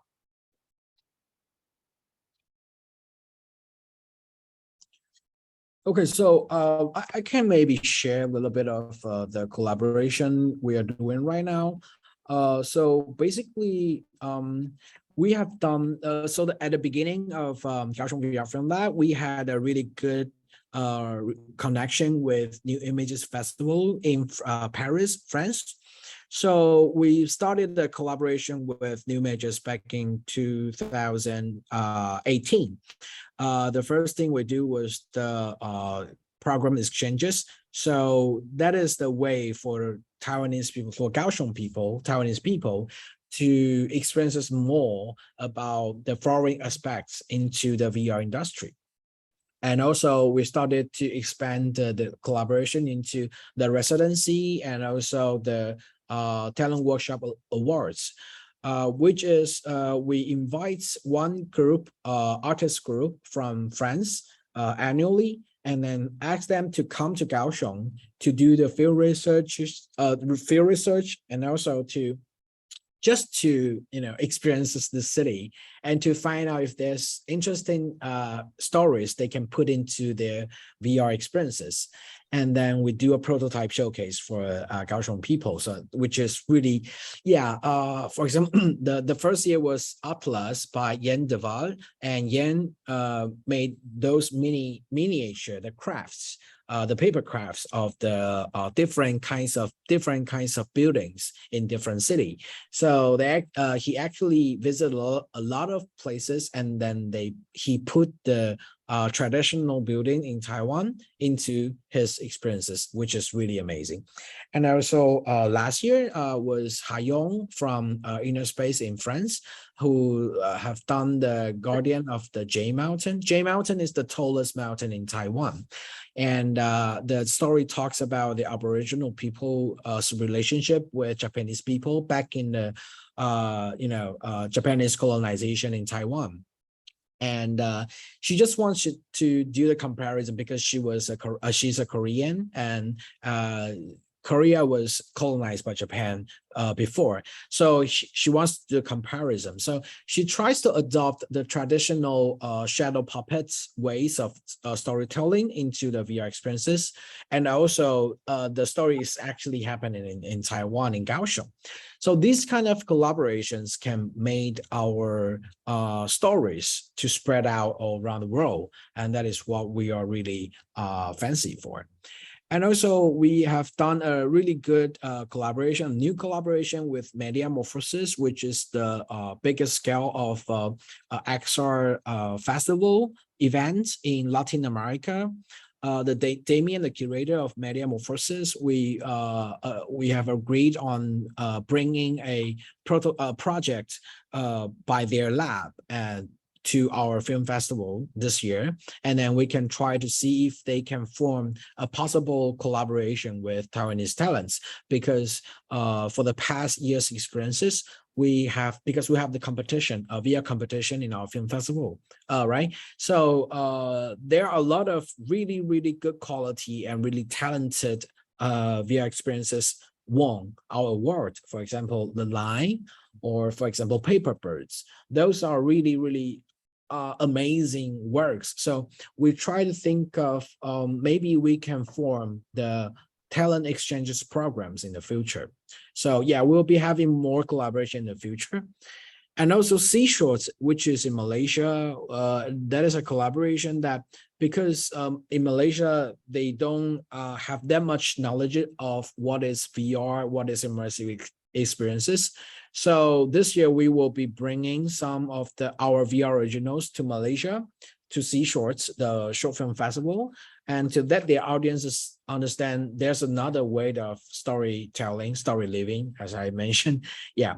And also I mentioned the Asian alliances because we have a good relationship with BFun, with the curator of BFun J, and then we kind of like start to talk about if we should form an Asian alliance, because BFun and us, we have already put a lot of efforts in it, and also the Sandbox in China, and also Beyond the Film Festival. So in the future, maybe we can form an alliance to do the exchanges on the talents, the programs, to do the field research in different countries, and then we can make more better experiences by doing cross-cultural cooperations.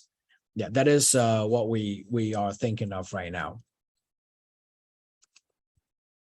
すごく興味のある話ですね。なんかすごい面白そうです。しかもビヨンドザフレームフェスティバルのロゴも入れていただいてありがとうございます。ありがとうございます。で、ここまでの話を聞いてすごくワクワクするんですけど、岡本さん的にはビヨンドザフレームスタジオ、今後こういう話も聞いてどうしていきたいと思いましたか？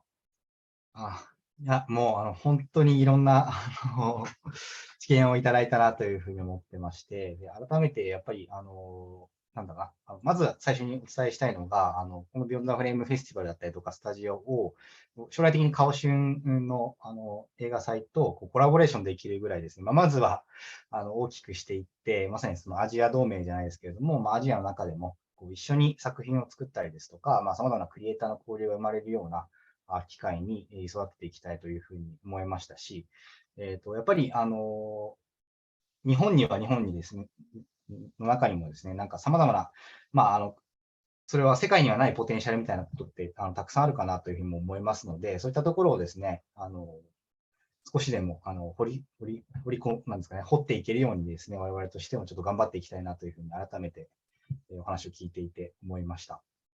ちょっとですね、視聴者の方からですね、たくさん質問をいただいておりますので、ぜひちょっとそのあたりもですね、Seboxさんにお伺いできればというふうに思っています。ちょっと私から読み上げさせていただければというふうに思っています。まず最初ですね、カオシュン映画祭は非常に良質な XR 作品が集まる、質の良い映画祭だというふうに認識しております。VR の映像制作チームもたくさん輩出されているのかなと想像しております。これについて場所が先にあったから制作チームも盛り上がっているのか、優秀な制作チームが多かったからカオシュン映画祭が盛り上がるようになったのか、これから日本も盛り上げていくにはどう考えていけばいいのかと思っておりまして、質問させてくださいということです。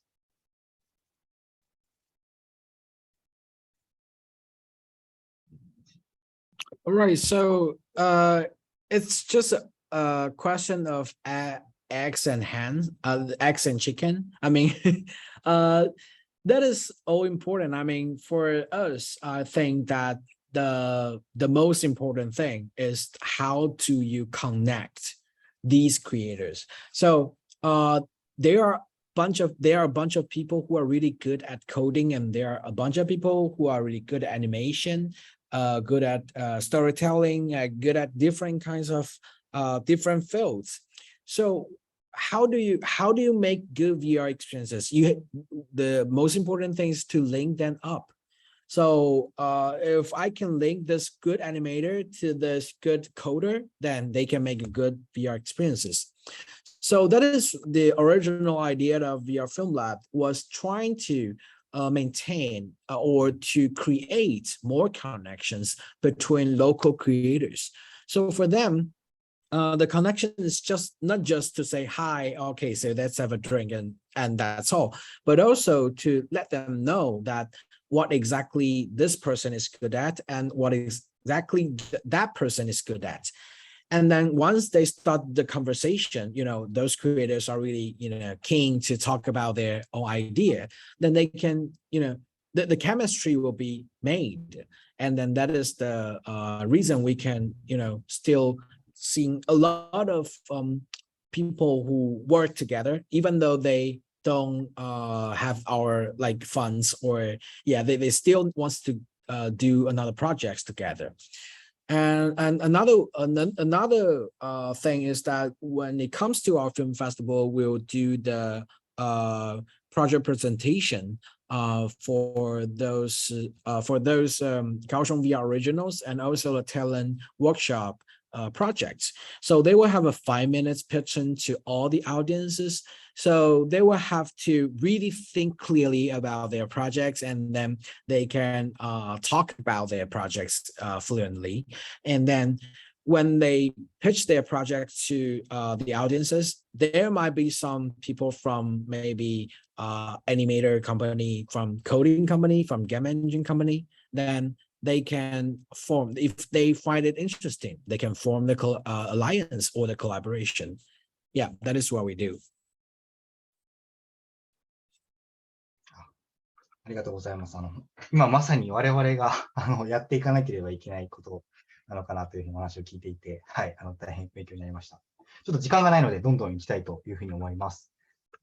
台湾が多くの意味のあることを行い、産業の進歩と交流を促進したと聞いて、私は非常に嬉しく感銘を受けました。質問があります。これまで多様なプロジェクトコンテンツの背後にいるチームメンバーは一体どれぐらいいらっしゃるかというところでお伺いできればと思います。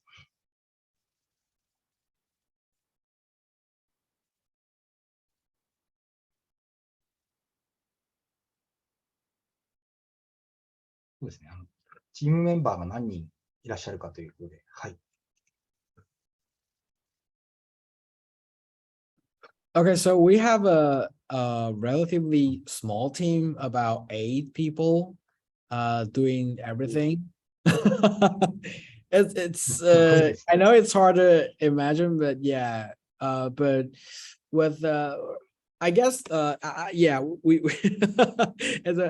it's I think the most difficult question for me today. Yeah, we have only like 8 people in our team, and start back in 2017, it was only 5 people. Start this led by Grace, and also Mingwei, our previous international coordinator.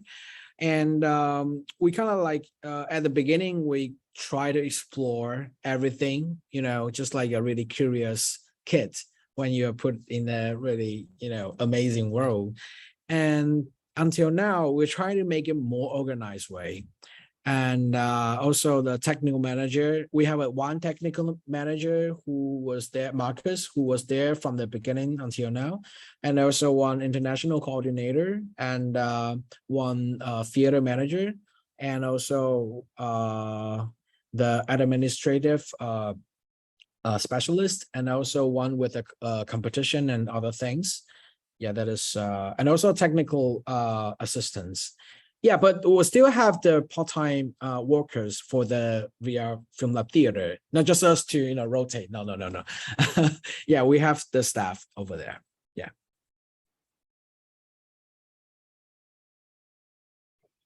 ありがとうございます。8人で回しているという伺って、ただただ驚きで、セボックスさんいて何人いるんだろうなというふうにお話を聞いてて思いました。めちゃめちゃ優秀なスタッフが揃ってるんですかね。そうですね。本当にすごいですね。はい。では、ちょっと続いての。You can tell with my eyelid, you know. よくわかります。はい。では、続いての質問で、カオシュン XR フィルムラボですね。は、国または地域、行政の支援をいただきながら運営しているのでしょうか。その支援をいただけている場合、どのような観点で支援が受けられるのでしょうか。どう地域と連携しているのですかということです。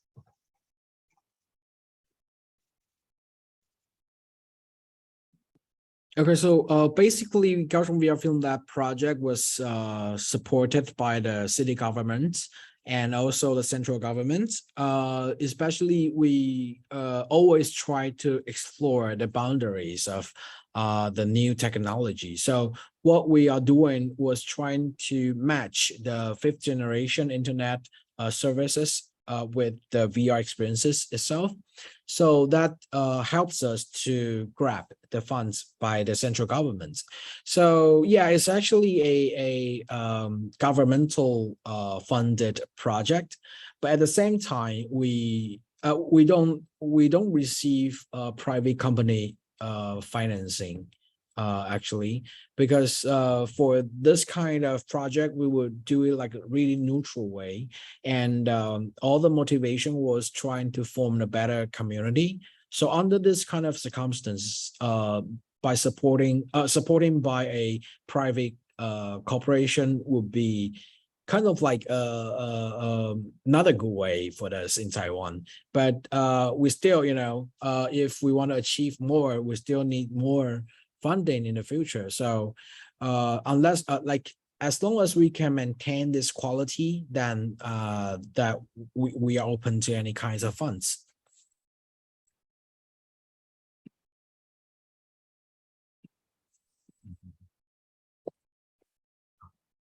ありがとうございます。続いての質問もちょっと関連するかもしれないんですけども、カオシュンに出品している制作者の、制作費はどういうところから出ているのでしょうか。メーカー、行政、実費、また、そのバジェットはどれくらいのものなのでしょうかということで。はい。お願いします。As for the events, 制作費なので、コンテンツの制作費かなと。Okay, so it's basically fully funded by the governmental funds.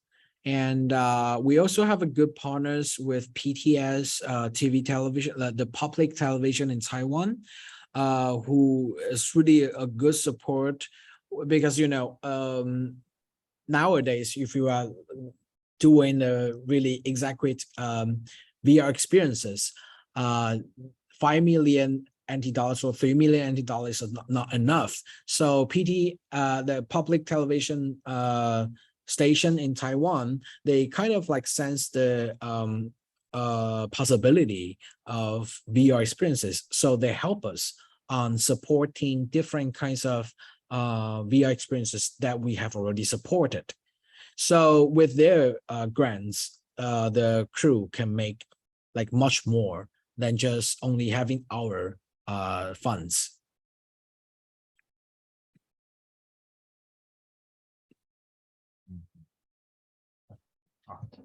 ありがとうございます。続いても、VR の収益性の話ですね。VR 収益性の観点で、行ったことがない、あるいはそうそう行けないロケーションの、VR 体験は興味喚起を起こしやすいと伺いました。現実世界の現地への来訪を喚起させるリアルなツーリズムとの、VR の可能性について可能性をお聞きしたいです。まさに先ほどのエレベストのですね、事例とかもこれに当たるのかなというふうに思うんですけど、このあたりっていかがですか？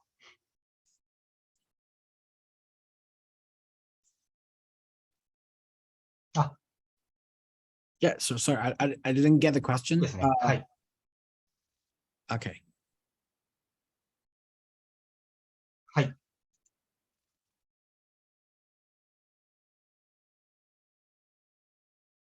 そうですね。はい。そうですね。今までお話になった以上に何か可能性があるのかっていうところかなというふうに思います。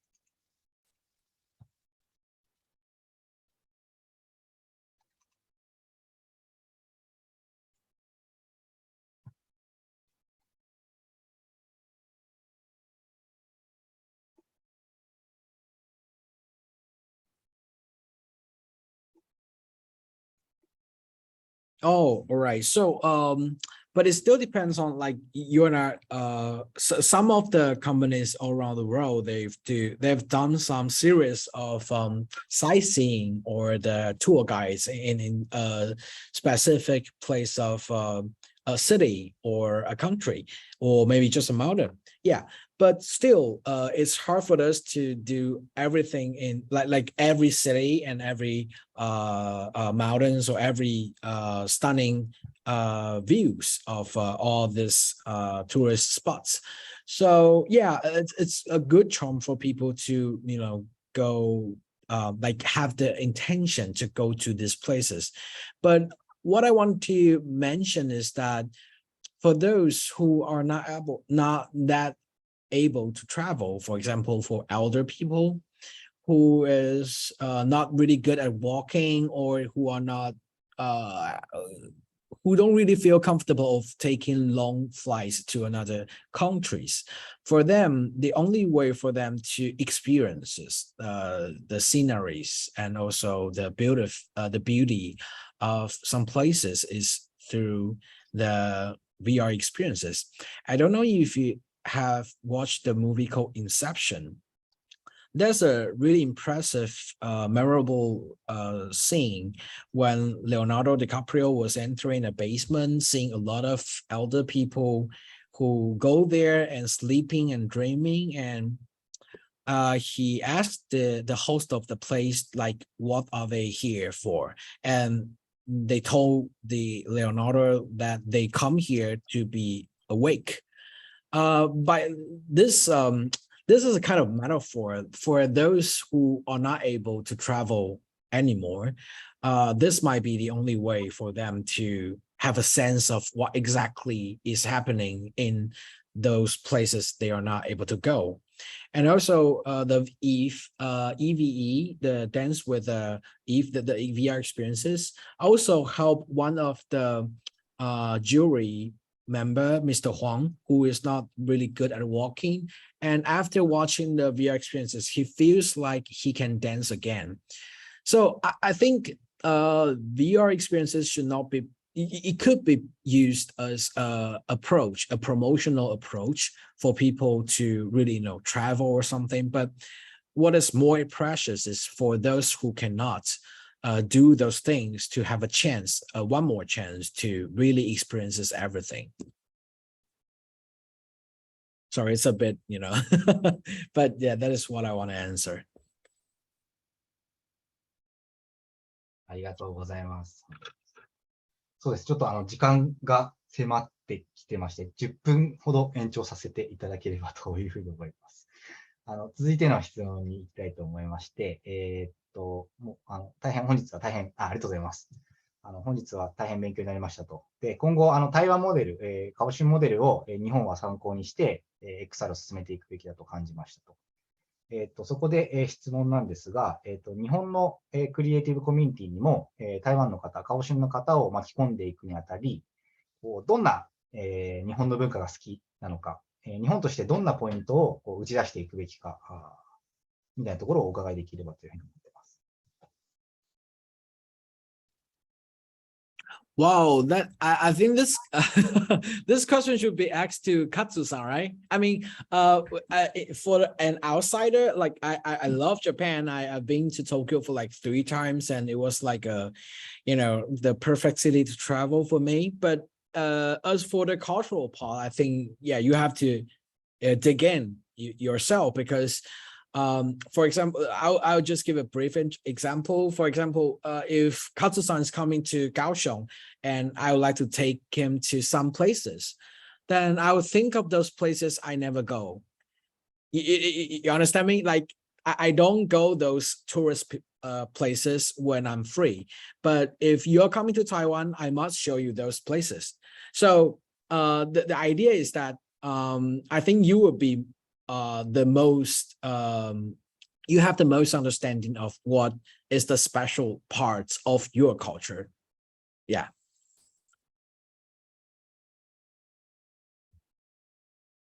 秋葉さんいかがですか？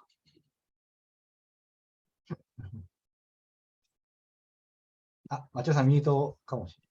ミュートです。ミュートでした。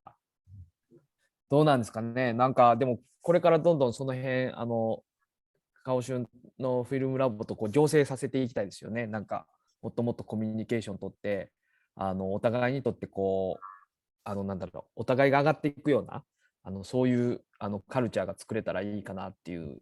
今ちょうどそれこそセボックさんがずっと言ってた海外のアーティストを呼び込んでることって多分高尾市のアーティストを引っ張り上げていくようなイメージなんだと思うんですよね。なのでそういうお互いの国のクリエイターたちがコラボレーションするっていうのはお互いがどんどん高め合っていくっていうことなので、なんかそういったことをちょっとカオシュン VR フィルムラボとはちょっとやってみたい気はします。私的には単純に台湾では小籠包が食べたいっていうぐらいでしょうかね。ぐらいじゃない。Of course. But like for example, like last year, we actually showcased in our competition section the hot step scene. I think it's made by Kotansha or Production IG. Sorry, I don't remember the production house, but hot step scene is really special for Taiwanese people because we don't. I don't remember the name, but for example, if there are idols on the stage singing and dancing, there'll be a group of people who supporting the idols. They will shout out the supporting words or some of the lyrics. I don't know. It's called 应援团 in Chinese, but I don't know how does it call in Japanese. But yeah, that is a really special cultural phenomenon, especially in Japan. So that is something really special for us. ホップステップシングですね。Yes. 講談社 VR ラボの。はい。ありがとうございます。あと、3問ですね。日本でも台湾でも、実写、360ビデオは少なくなりつつあると思いますが、現在 CG180 度 VR 実写360度ビデオの割合はどうなっていますかとのことです。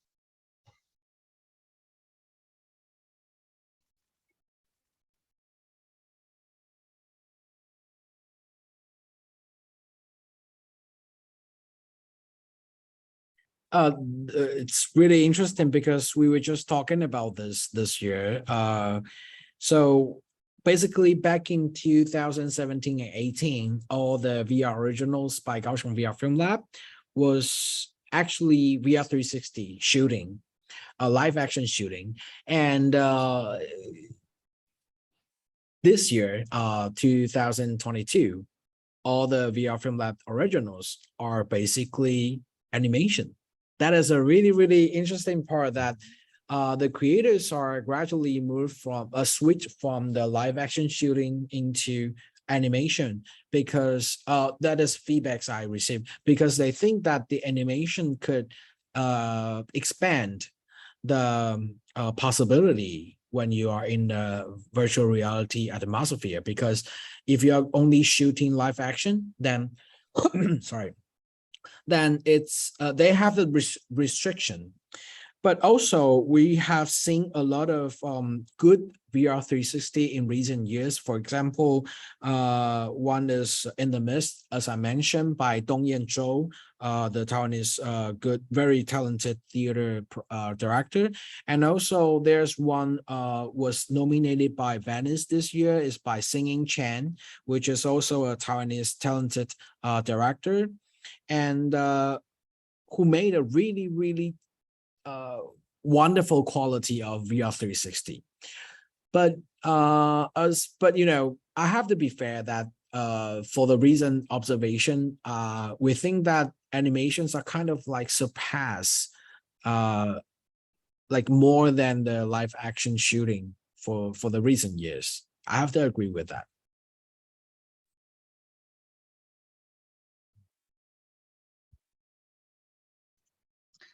ありがとうございます。はい、では続いてですね、日本で、VR を通じて行ってみたい、体験したい、みたい場所はありますかということで、いただいてます。I don't want to experience Japan in VR. I want to really go there. Yeah, I want to go to Ueno, or I want to go to, you know, those places. Yeah, to get drunk, or no, just to, you know, have some good food over there. Yeah, for me, I mean, physical events are still important for me, especially if you have to put on the headsets for most of your working time. So yeah, I prefer going physically myself.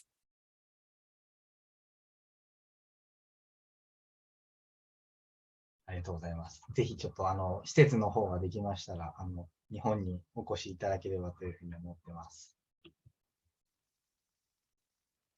I will. はい。では、最後の質問ですね。セボックさんが個人的に今一番好きなまたは印象に残っている VR 作品は何ですかということです。Wow, that is a that is a really difficult question. Let's see, huh? For the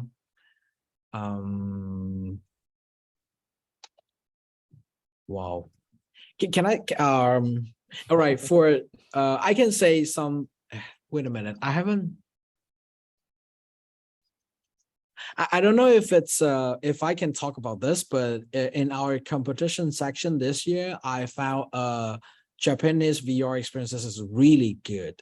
I mean, I'm not doing this for, you know, compliments on you, but that one was brilliant. That was called Thank You for Sharing Your World. And that mimic the gradually loss of the eyesight of the little boy, and a friendship between his friend, him and his friend. And that is somehow it's a shock for me that I never thought of being in a headset in a VR with the all black atmosphere may that you feel like you are blind. But once this approach was adopted by the director, I suddenly feel like, oh my God, this is the best way to tell the story, because when you put on the headset, you are basically blind. you can see nothing. And everything you see was made by the director to let you see. And that's it's a really touching story for me, especially the relationship.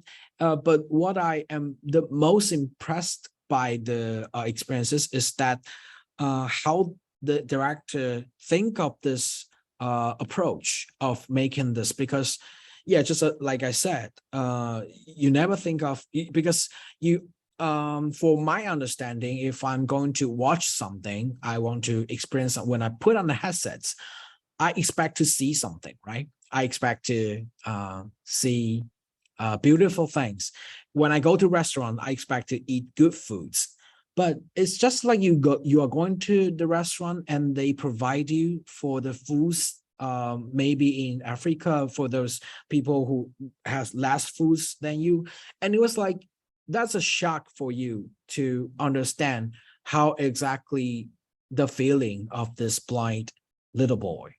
So that is the most reason and most touching VR experiences for me. Yeah. I hope you can see that this is a really good one.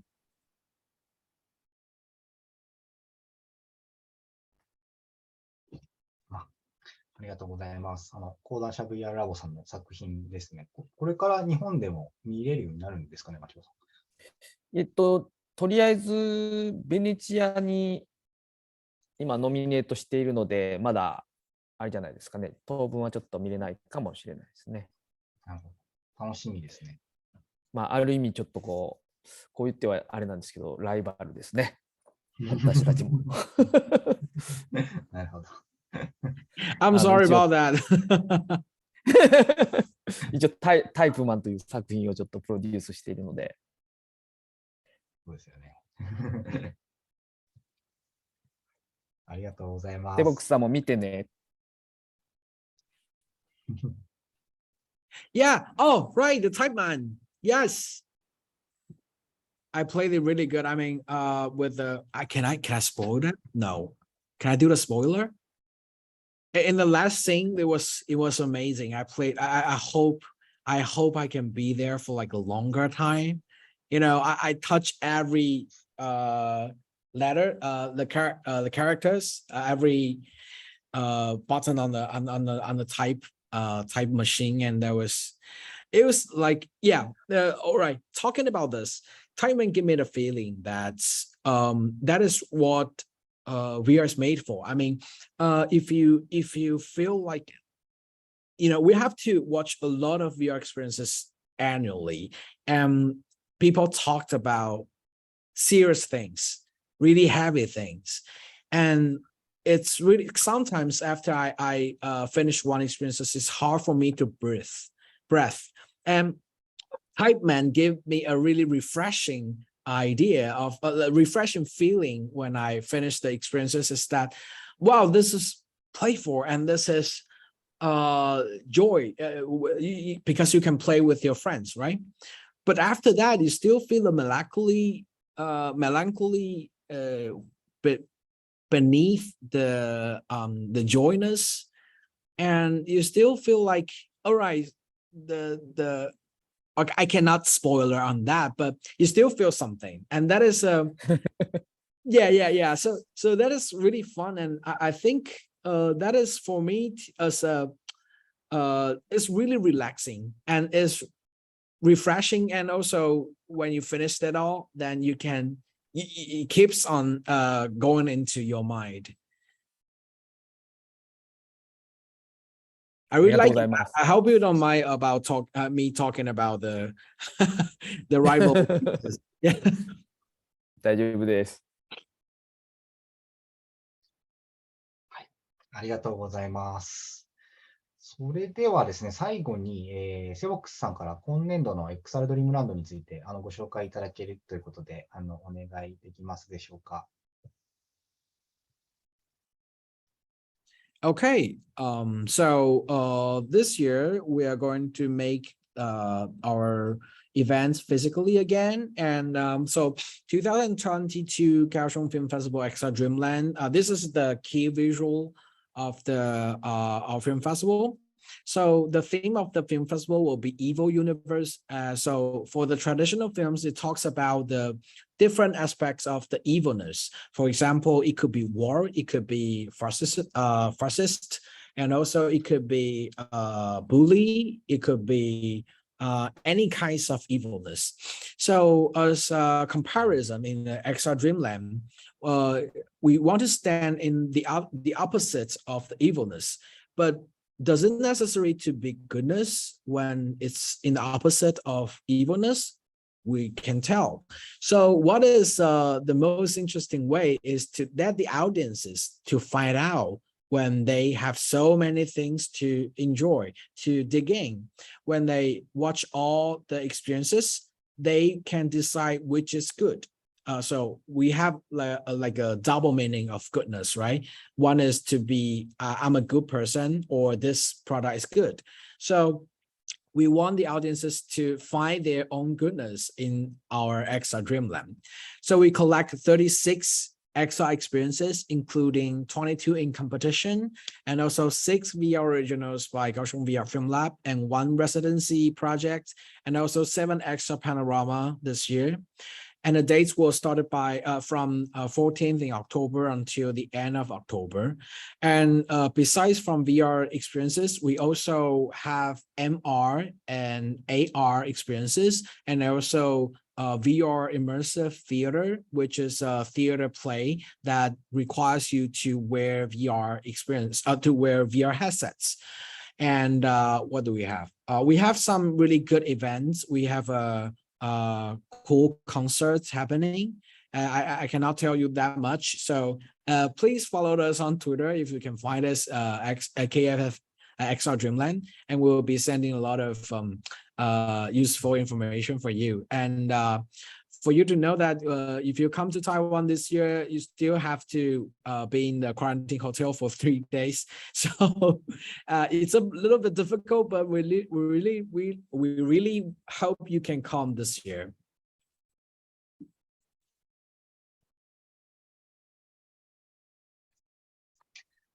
ありがとうございます。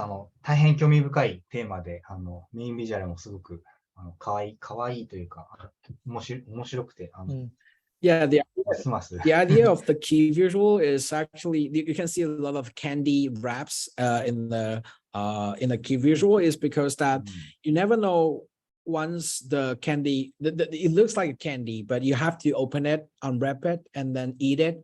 You will know if it's really a candy, or it's maybe a poison, or it may be salty, it may be sour. So everything is beneath the wraps. So you have to unwrap that, you have to taste it yourself. So the idea is that. なるほど、なるほど。エビルユニバースですね。テーマもいいですよね。うん。すごいな。素晴らしい。素晴らしいですね。ありがとうございます。ぜひちょっと台湾に行きたいですね。はい。ということで、お時間だいぶ超過してしまったんですけれども、これにて、本日のイベントを、終了とさせていただければと思います。視聴者の皆様、最後までご覧いただきましてありがとうございました。また、セボックスさん、町場さん、お話いただきましてありがとうございました。Yeah, thank you so much. ありがとうございます。Hope to see you soon. ぜひぜひ。ぜひお願いします。はい、ちょっと簡単に最後に告知させていただきますと、今後、Beyond the Frame Studioではですね、このようにですね、イベントですとか、交流会ですとか、プロジェクト組成ですとか、様々なプロジェクトを用意しておりますので、ご興味ある方はぜひ、Beyond the Frame Studioのホームページからコミュニティにご登録いただければというふうに思います。はい。それでは、長時間にわたりまして、ありがとうございました。本日は皆様ご参加いただきまして、ありがとうございました。ありがとうございました。ありがとうございます。